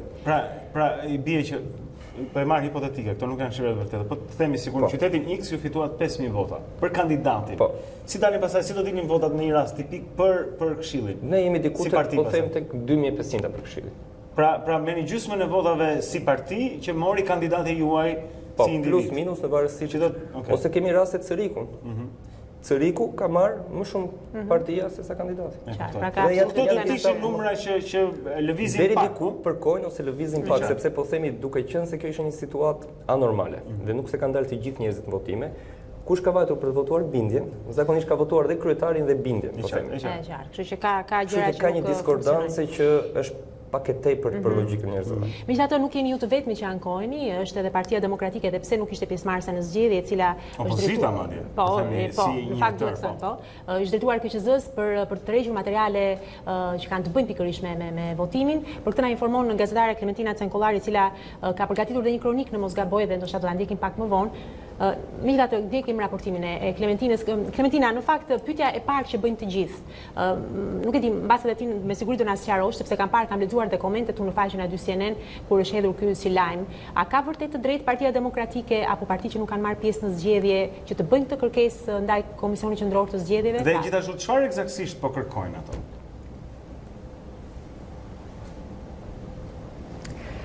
Po, mirëmëngjes Blendi, mirëmëngjes Aulona, mirëmëngjes të ftuarit tuaj në studio. Në fakt, Partia Demokratike ka përgjithësuar kërkesën e saj në faktin se ka komisioner të përhershëm në Komisionin Qendror të Zgjedhjeve, të paktën kështu thotë sekretari për çështjet zgjedhore, zoti Ivi Kaso, i cili një ditë më parë pati një intervistë për A2 CNN dhe tha se mbi këtë element e ka përligjur pikërisht Partia Demokratike kërkesën e saj, por në të rësi, thot ai, Partia Demokratike është partia më e madhe e opozitës në vend dhe për këtë arsye duhet të njohë të gjithë procesin që ka shoqëruar 30 qershorin dhe është detyrim sipas tij Komisionit Qendror të Zgjedhjeve që t'japi këtë informacion.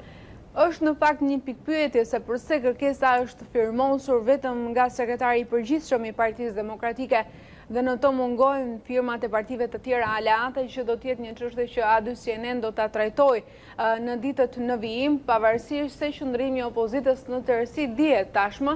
Në 30 qershor procesi u manipulua, thot opozita, dhe argumentet që jepen janë pikërisht rritja e numrit të pjesëmarrësve në votime. Ka një pikë ku Partia Bindja Demokratike dhe Partia Demokratike janë në të njëjtën linjë, pasi një ditë më parë kemi pasur dhe një lëvizje tjetër që erdhi nga strukturat e Partisë Demokratike në Kukës, të cilat bën kallëzimin penal për KZAZ e këtij qyteti, me dyshimin se aty është shtuar fiktivisht numri i votuesve, dhe kur them janë në të njëjtën linjë me Bindjen Demokratike, i referohen pikërisht faktit se në listat e votuesve figurojnë edhe qytetarët të cilët në 30 qershor sipas Partisë Demokratike gjithashtu nuk kanë qenë fare në Shqipëri në atë ditë dhe për këtë arsye kanë kërkuar dhe ata krahasime me të dhënat e Timës që e përmendi pak më herët edhe deputeti e ftuar në studio. Duke parë se kërkesat në një farë mënyrë do të jenë.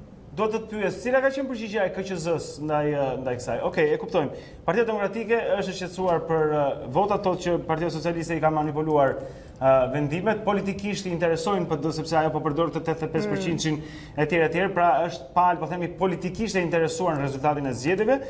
Cila ka qenë përgjigjja e KQZ-s ndaj opozitës?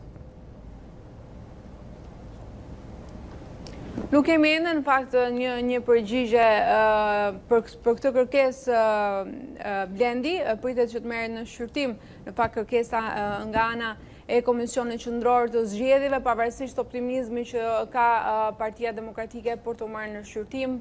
Duhet të thënë gjithashtu se edhe ish kryetarët e tjerë të Komisionit Qendror të Zgjedhjeve thonë se demokratët janë në të drejtën e tyre për të pasur një uri mbi materiale zgjedhore, pra mbi atë që njihet si hapje e kutive.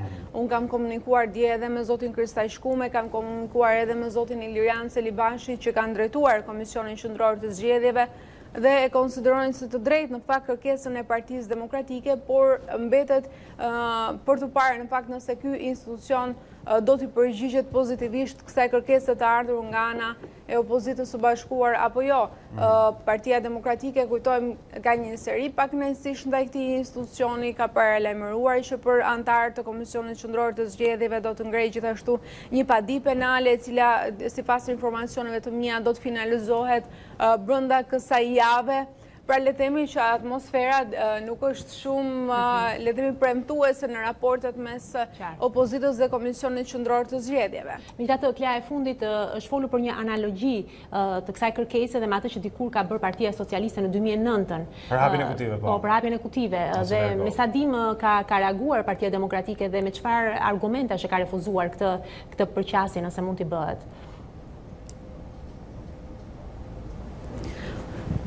Po është hedhur çdo le themi paralelizëm.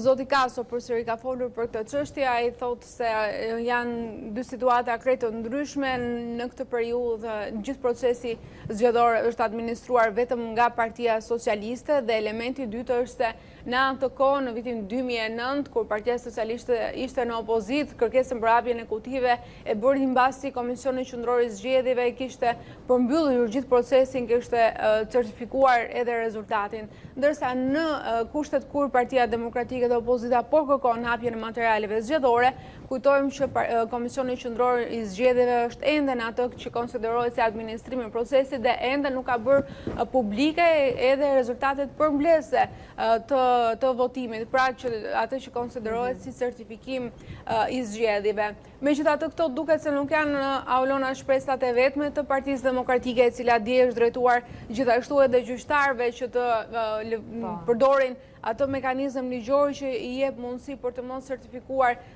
kandidatët që u shpallën fitues në 30 qershor, duke kërkuar ose ta shpallin të pavlefshëm mandatin e tyre ose të presin dekretin që vjen nga gjykata kushtetuese. Madje burimet mia thonë se shpresa e tyre fundit është edhe në faktin që disa prej gjyqtarëve të cilët do të mund të marrin në dorë, le themi, dhënien ose jo të mandateve për kryetarët e bashkive, të shprehen vetë se në kushtet kur ekziston një tjetër dekret janë një paqartësi ligjore dhe të jenë edhe vetë gjyqtarët që të drejtohen gjykatës kushtetuese për të dhënë argumentet ligjore nëse duhet apo jo të shpallin të vlefshëm mandatin. Faleminderit Klea për informacion të zgjeruar që na dhe të faktën kuptuam se çfarë po ndodh në krahun e opozitës, pra si po e menaxhojnë ata këtë moment pas zgjedhor. Andi, qartazi faleminderit Klea, ky është një proces difektoz i menaxhuar nga parti politike, nga komisioner politik, cilët janë të uritur për të vjedhur nga vetë natyra e tyre. Tani kjo është sikur të thrasësh ujqit, domethënë që të menaxhojnë stanin. Kam përshtypjen. Si ti do bëjmë, ju jeni në kuvend tani, do kemi dot një reformë zgjedhore që ta heqin nga kthetrat e politikës që e çatrafillosi këtë popull që nuk zgjedh dot të zgjedhurit e vet. Si fillim do të shëvet në dy gjëra për Klean. Patjetër. Pasi dëgjova Klean, për mua ka një problem, mua më shqetëson teatri i madh, të cilin po bën leadershipi i PD-s. Dhe më vjen shumë keq kur dëgjoj atë. Ata po luajnë jo në interes të popullit, po luajnë vetëm në interes të tyre personal. Dhe kjo është thjesht për një arsye. PD-ja është një parti e madhe. Ne jemi një parti sapo krijuar. PD-ja ka 120.000 anëtar sot. Që do të thotë PD-ja nuk kishte pse të bënte sot këto kërkesa dhe këto teatre. PD-ja mund të bënte një, po themi, organizatë OIF vullnetare dhe të atashonte 6.000 vëzhgues në çdo qendër votimi për të numëruar një për një kush hynte dhe kush dilte dhe sa veta dilin në fund në qendër votim. PD-ja nuk e bëri këtë punë. Sepse PD-ja kërkon sot argument në favor të leadershipit të saj. Dhe fakti që ajo nuk ka bërë këtë, për mua më duket e gjitha një lojë dhe një teatër. Dhe për këtë më vjen keq. Se PD-ja kishte shumë të thjeshtë ti vëzhgonte zgjedhjet. Pra mund të kishte paraprir, mendon ti, duke organizuar në këtë mënyrë dhe të kishte ndaluar jo ata njerëzit që rinin me fotografia qendrave për të trembur demokratët për të votuar. Vëzhgues të rregullt brenda qendrave të votimit për të parë zgjedhjet. Nuk e bëri këtë. Nuk e bëri këtë për të folur sot. E kishte mundësinë ta bëri. Zgjodhi mos e bënte. Tani për sa i përket pyetjes suaj. Unë e kam deklaruar dhe më përpara. Ne kemi nevojë për një sistem elektronik votimi. Një sistem biometrik në cilin gjithkush të shkojë para një aparature që tani për fat të gjithë janë smart, të vendos gishtin, të zgjedh votën dhe votat të numërohet elektronikisht. Ata njerëz që numërojnë votat e para njëra është një proces kush ka qenë prezent, se nuk e di a keni qenë njëra apo jo, çnjerëzor. Njerëzit rinë nga 48 deri në 62 orë për të numëruar votat, duke u grindur me njëri tjetrin, duke u zënë, duke ndetur gjithë natën, 20 orë ka raste. Dhe ne duhet të heqim këta njerëz. Ata njerëz janë profesionistë të vjedhjes së votave. Ata e numërojnë votën në sy, pastaj në proces verbal nxjerrin një më pak, një më shumë, njerëzit atje zire, ngrinden, ndryshojnë proces verbal, ka një Do t'i problem. thjeshtonte natyrisht, më japni Jo do t'i thjeshtonte, do t'i jepte të drejtën atij që i takonte. Do rikthente edhe besimin tek procesi, sepse njerëzit nuk besojnë që procesi zgjedhor është. Dhe kanë të drejtë që nuk besojnë. Dhe kanë të drejtë. Andi Përmeti, shumë faleminderit. Faleminderit juve. Nga Bindja Demokratike, deputeti Andi Përmeti bashkë me ne sot për folur për problemet e 30 qershorit i cili ende nuk ka sa është data sot? 11 korrik? 11 korrik, po. Përshëndetje. Po, imagjinoni shikoni çfarë ndodhi në Greqi dhe ajo të bën të flasë të Kthehemi mbas 11 ditësh këtu në Dita Jonë. Vetëm mbas pak. Gjithsesi, rikthehemi mbas pak.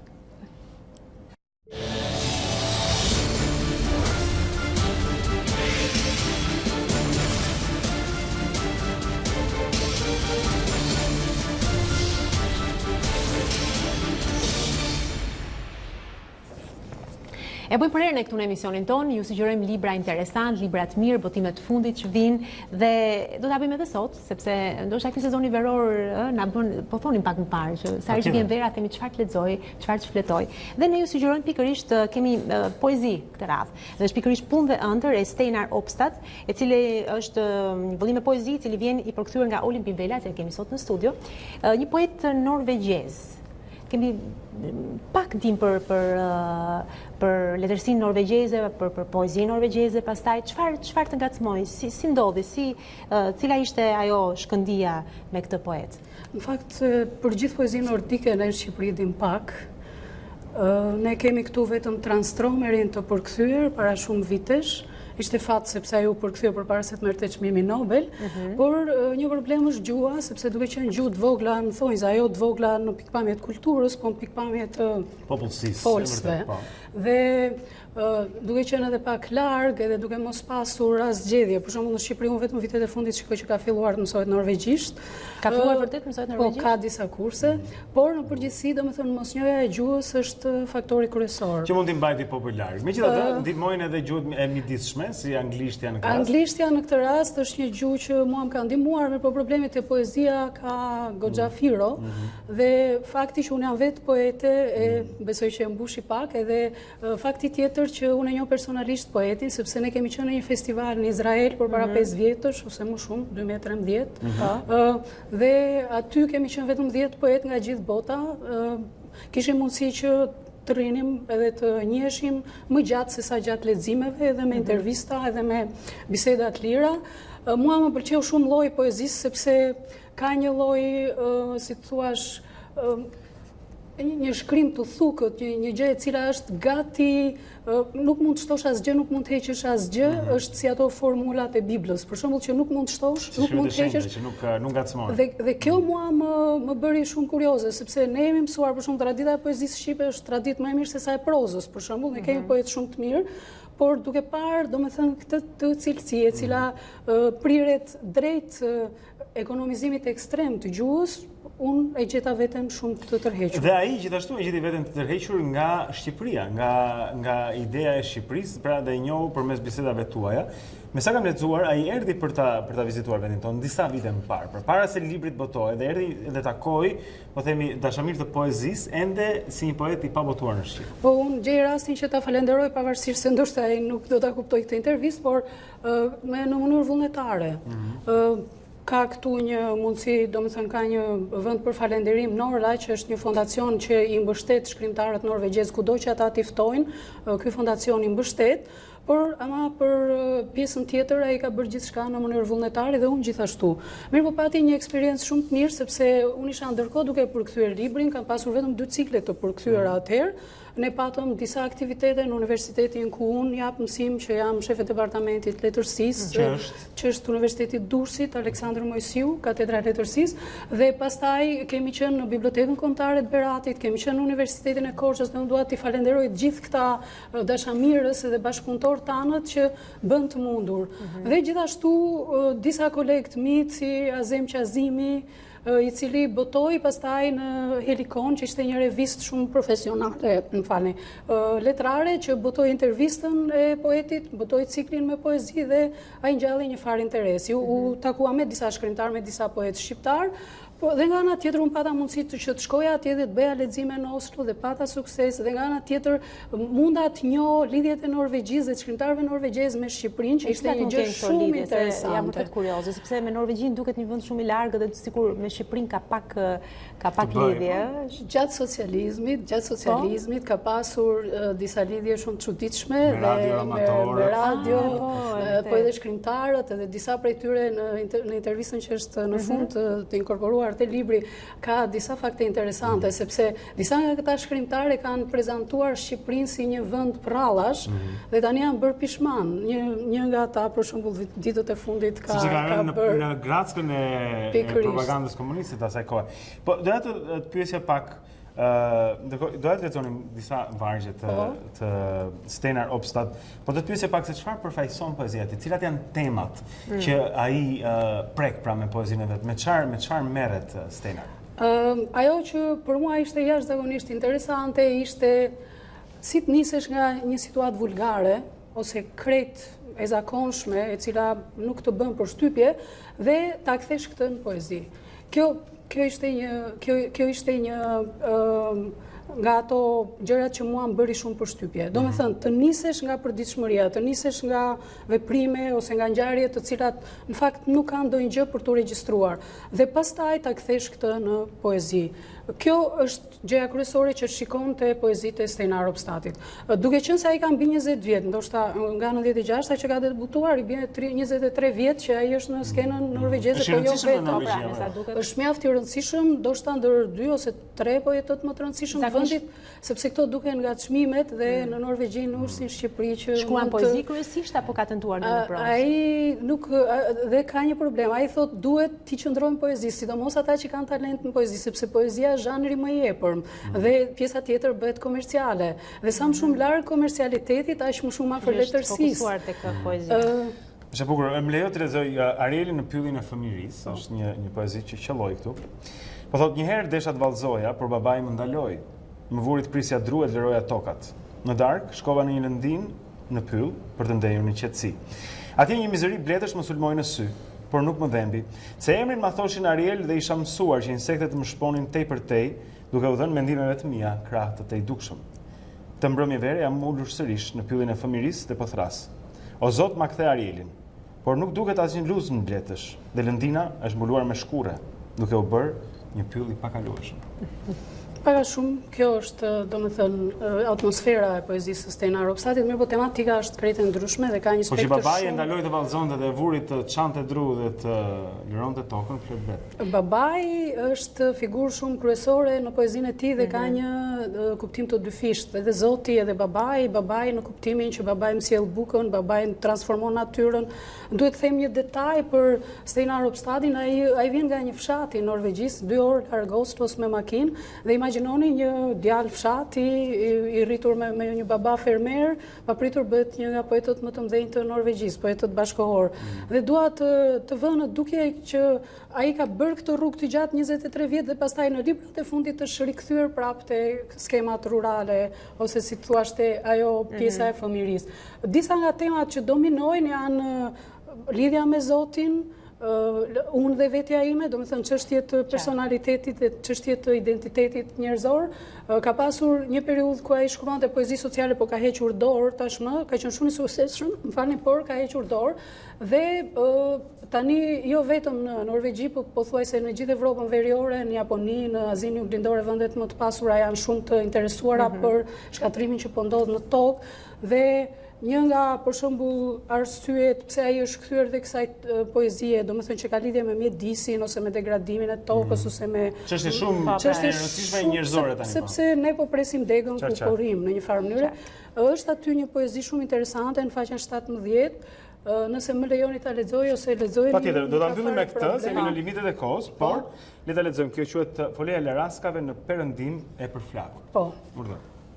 Kjo është një poezi e cila është edhe në antologjitë e shkollave të sistemit parauniversitar në Norvegji dhe flet pikërisht për mënyrën si babai koncepton shpendët ose kafshët dhe si biri, domethënë ndihet përgjegjës për atë që ai ndoshta bën gabim. Foleja e Leraskave në perëndim e përflakur. Babai ngri së patën prej hekuri, edhe do të shkatroj folen e laraskave dhe vezët. Është shumë afër shtëpisë, thot ai. Nuk bën një familje ngjitur me tjetrën. Folea bie për tokë, bie edhe një lëng i verdh i rrëshqitshëm. Pas dite, dielli shkruan mesazhe në fytyrën time, mbi lëkurë, sepse duhet të vendos folen e laraskave si një kuror gjembash, edhe të dalë dhe të flasë me parabola fëmijëve të të gjitha moshave, adultëve të të gjitha fazave. Më thënë, është një thirrje që ne kemi paq të drejtë të jetojmë në këtë planet sa edhe speciet e tjera, kush jemi ne që të bëjmë rolin e Zotit. Mirë, shumë mirë. Ishte ky libër që ne sugjeronim në këtë mëngjes, Punë dhe ëndër, pra një përmbledhje me poezi nga Steinar Opstad. Është një poet norvegjez, kështu që një arsye më shumë pase për të zbuluar pse jo edhe një letërsi paksa ndryshe nga ne, por që është një Olimpi, faleminderit që na sjell dhe shqip të poet të rëndësishëm, e krijojmë edhe lidhje kulturore me një vend të lartë. Mirë, atëre shkputemi për pak dhe më pas do të jemi me ambasadorin diplomatin Fatos Tarifa këtu për të diskutuar tema interesante.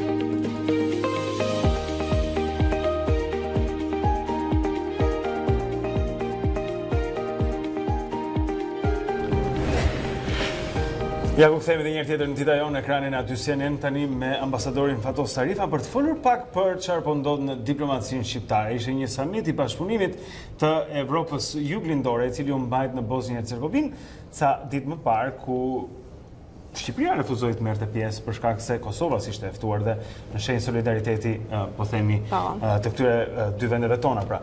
Por vajti presidenti Meta nga ana tjetër në këtë samit, duke bërë që duket sikur ne flasim dy gjuhë në vend të një, e kemi dy koka në vend të një në shtetin ton.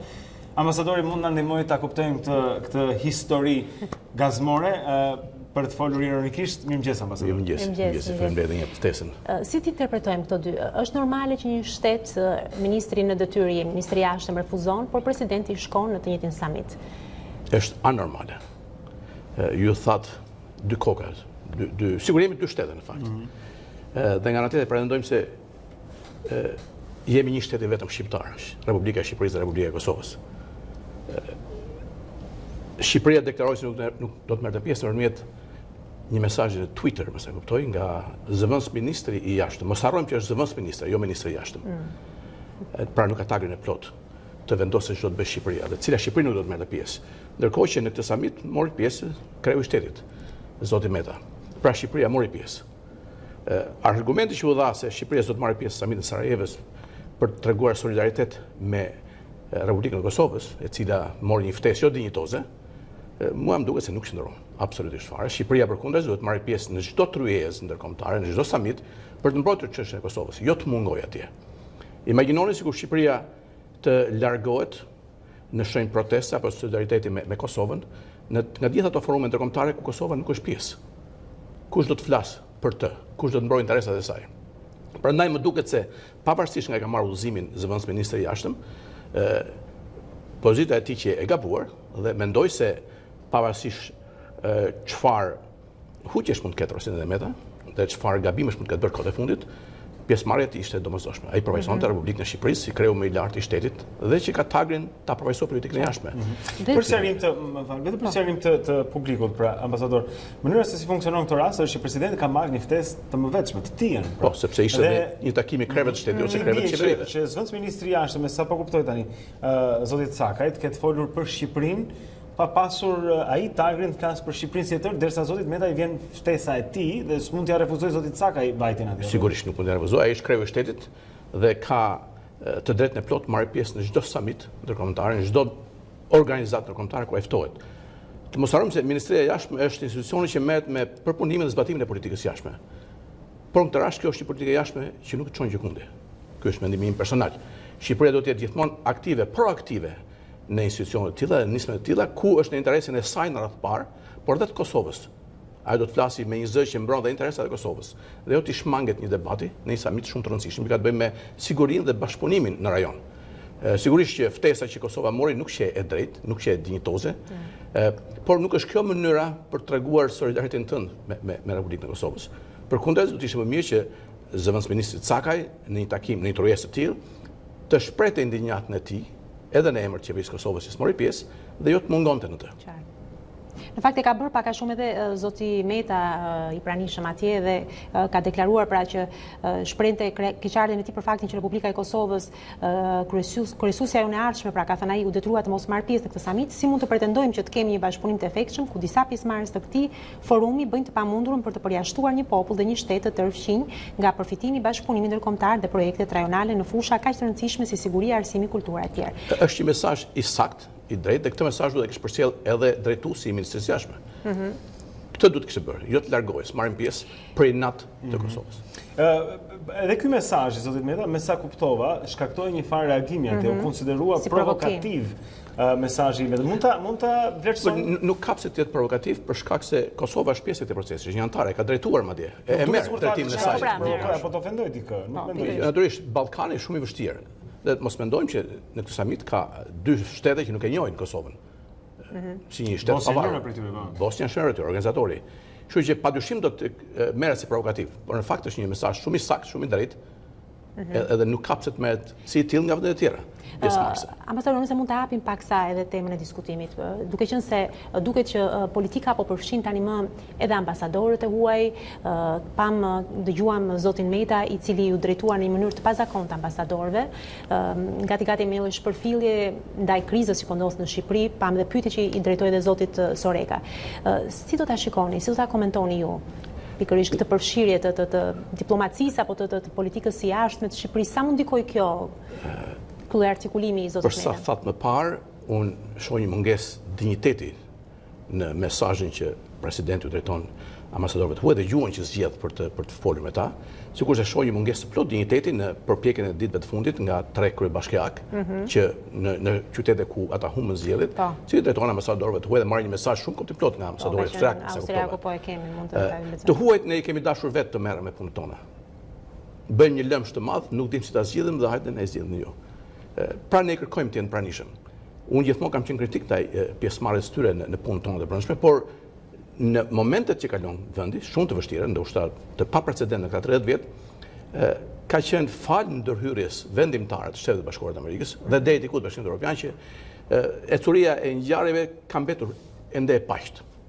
Pas trazirave që pam për gati 10 javë me radhë në ato mitingje shumë herë të dhunshme, ndërhyrja e vendosur e Departamentit të Shtetit nëpërmjet ndihmës zëvendësimit të sekretarit të Shtetit ishte thuajse decisive. I paqtoi gjakrat në radhë të opozitës dhe çoi një proces zgjedhje që ishte më i qetë që kemi parë ndonjëherë, edhe pse për të mund të kemi vërejtje pafund. Dhe unë dëgjova para se të vi hyja në studio që diskutoheshin ende këto zgjedhje, ka vërejtje pafund nga opozita, edhe pse nuk kuptoi se çfarë kërkon opozita kur nuk mori pjesë. Kërkon të hapën kuti votimit përse i dhimbse demokracia, të cilën ajo e abandonoi e braktisi. Pra është një proces shumë i vështirë. Për mua rëndësi ka që këto zgjedhje u bën, është më mirë që u bën ashtu si u bën se sa të mos ishin bërë. Për këtë jam deklaruar hapur, sepse shënon një proces demokratik i cili është natyrisht ka mungesat pafund në një sistem që nuk është konsoliduar, por nuk mund të prishin rregullat e lojës, sepse krijojmë të kemi thënë gjithmonë një precedent shumë të rrezikshëm. Ambasador, më lejoni të nënvizoj diçka që duket interesante, sepse siç po e thoshim pra, siç ju ishit dakord që këto zgjedhje duheshin bërë, dhe kjo ishte e rëndësishme për procesin, po ashtu duket sikur të ambasadorët, të gjithë ambasadorët, trupat diplomatike në përgjithësi në Shqipëri kanë qenë të njëjtit pro pra zhvillim të këtij procesi dhe e kanë mbrojtur atë. Ne kemi tani dy qasje.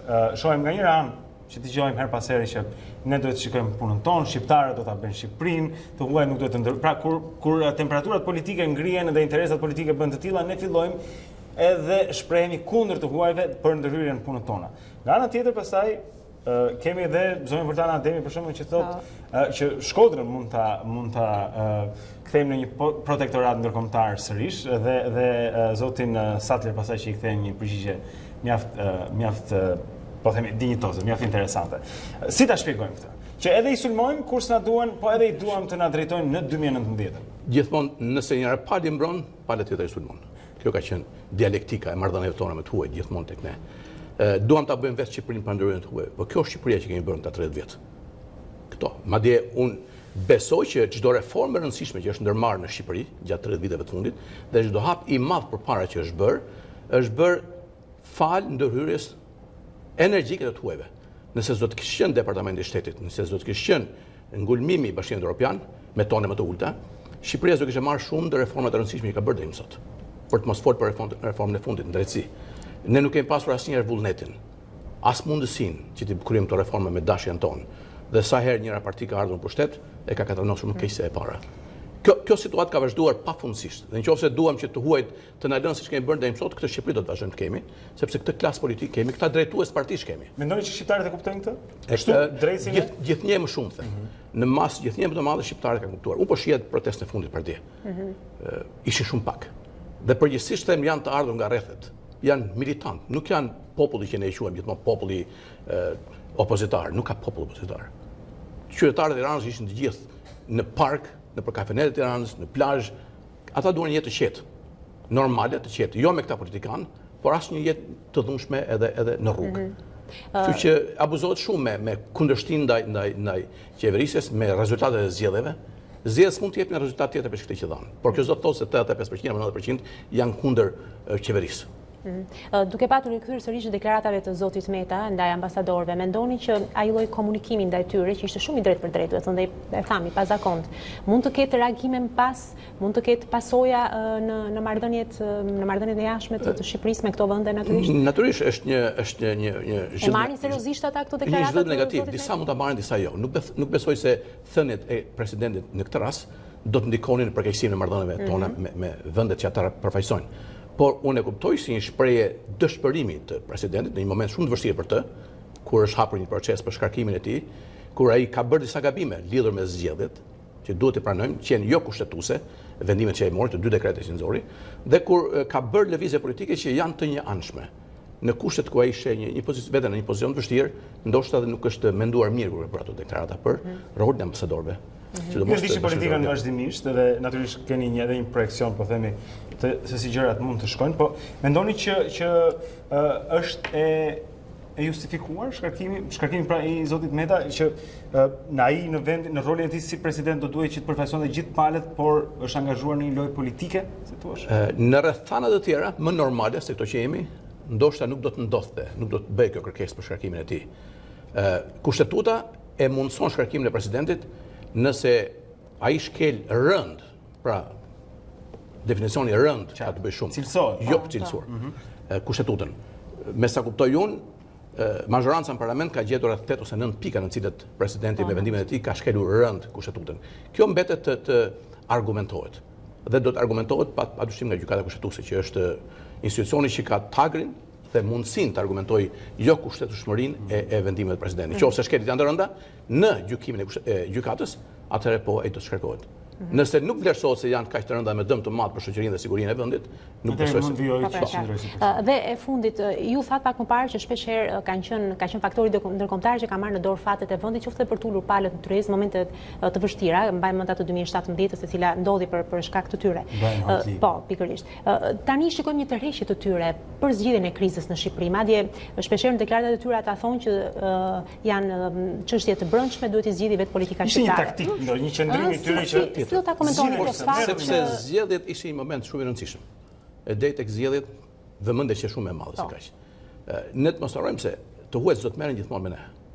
Ata kanë probleme pafund në Bashkimin Evropian, problemet me shteteve janë pafund. Edhe me Shqipërinë njerëzit janë lodhur, është ajo Albanian fatigue do të thonë. Gjithmonë me këta do të merremi ne. Dhe ndoshta nuk merren seriozisht. Nivelet më të larta të qeverisjes në Francë, në Gjermani, në Britaninë e Madhe, në Hollandë, në vende të tjera nuk merren shumë me politikën tonë. Janë lodhur nga kjo. Është gjithmonë në dorën tonë, po jo me këtë klasë politike që kemi. Ata në një mënyrë ose në një rrugë nuk e duan ndërhyrjen e të huajve, sepse kjo është biznes, por nga ana tjetër edhe e kërkojnë atëherë kur njëra palë ose tjetra janë në vështirësi dhe duan mbështetjen e ndërkombëtarëve. Është për të ardhur turp që ne ende mbas 30 vjetësh nuk kemi gjendje të vetë qeverisemi. Këtë mund të them. Me sa duket kështu ndodh, fatkeqësisht. Vërtet faleminderit ambasador që ishit me ne dhe për këtë këndvështrimin tuaj që ishte gjithmonë interesant. Faleminderit. Për folur për çështjet të diplomacisë për të kuptuar edhe më mirë se si këto marrëdhënie politike me emër të huajt dikojnë gjithë zhvillimin e ngjarjeve. Zoti Tarifa na ndihmon gjithmonë dhe është një kënaqësi që kemi këtu. Kjo i jep edhe fundim programit për ditën e sotme. Kemi kaluar pakës kohën tonë që na lejohet. Po ndërkohë do të keni edicionin e lajmeve tani me Alba Alishani dhe ndërkohë ç'të themi tjetër, ju vazhdoni të ndiqni gjithçka që transmetohet në ekranin e A2-sën, në faqen tonë në Facebook, faqen e webit që gjithashtu është mjaft e pasur, aplikacionin shkarkoni, ja ku e kemi, që është shumë i lezetshëm dhe ja vlen që të jetë në celularin tuaj dhe ne takohemi sërish nesër në orën 7 për të filluar një ditë të re së bashku këtu në A2-sën. Mirupafshim.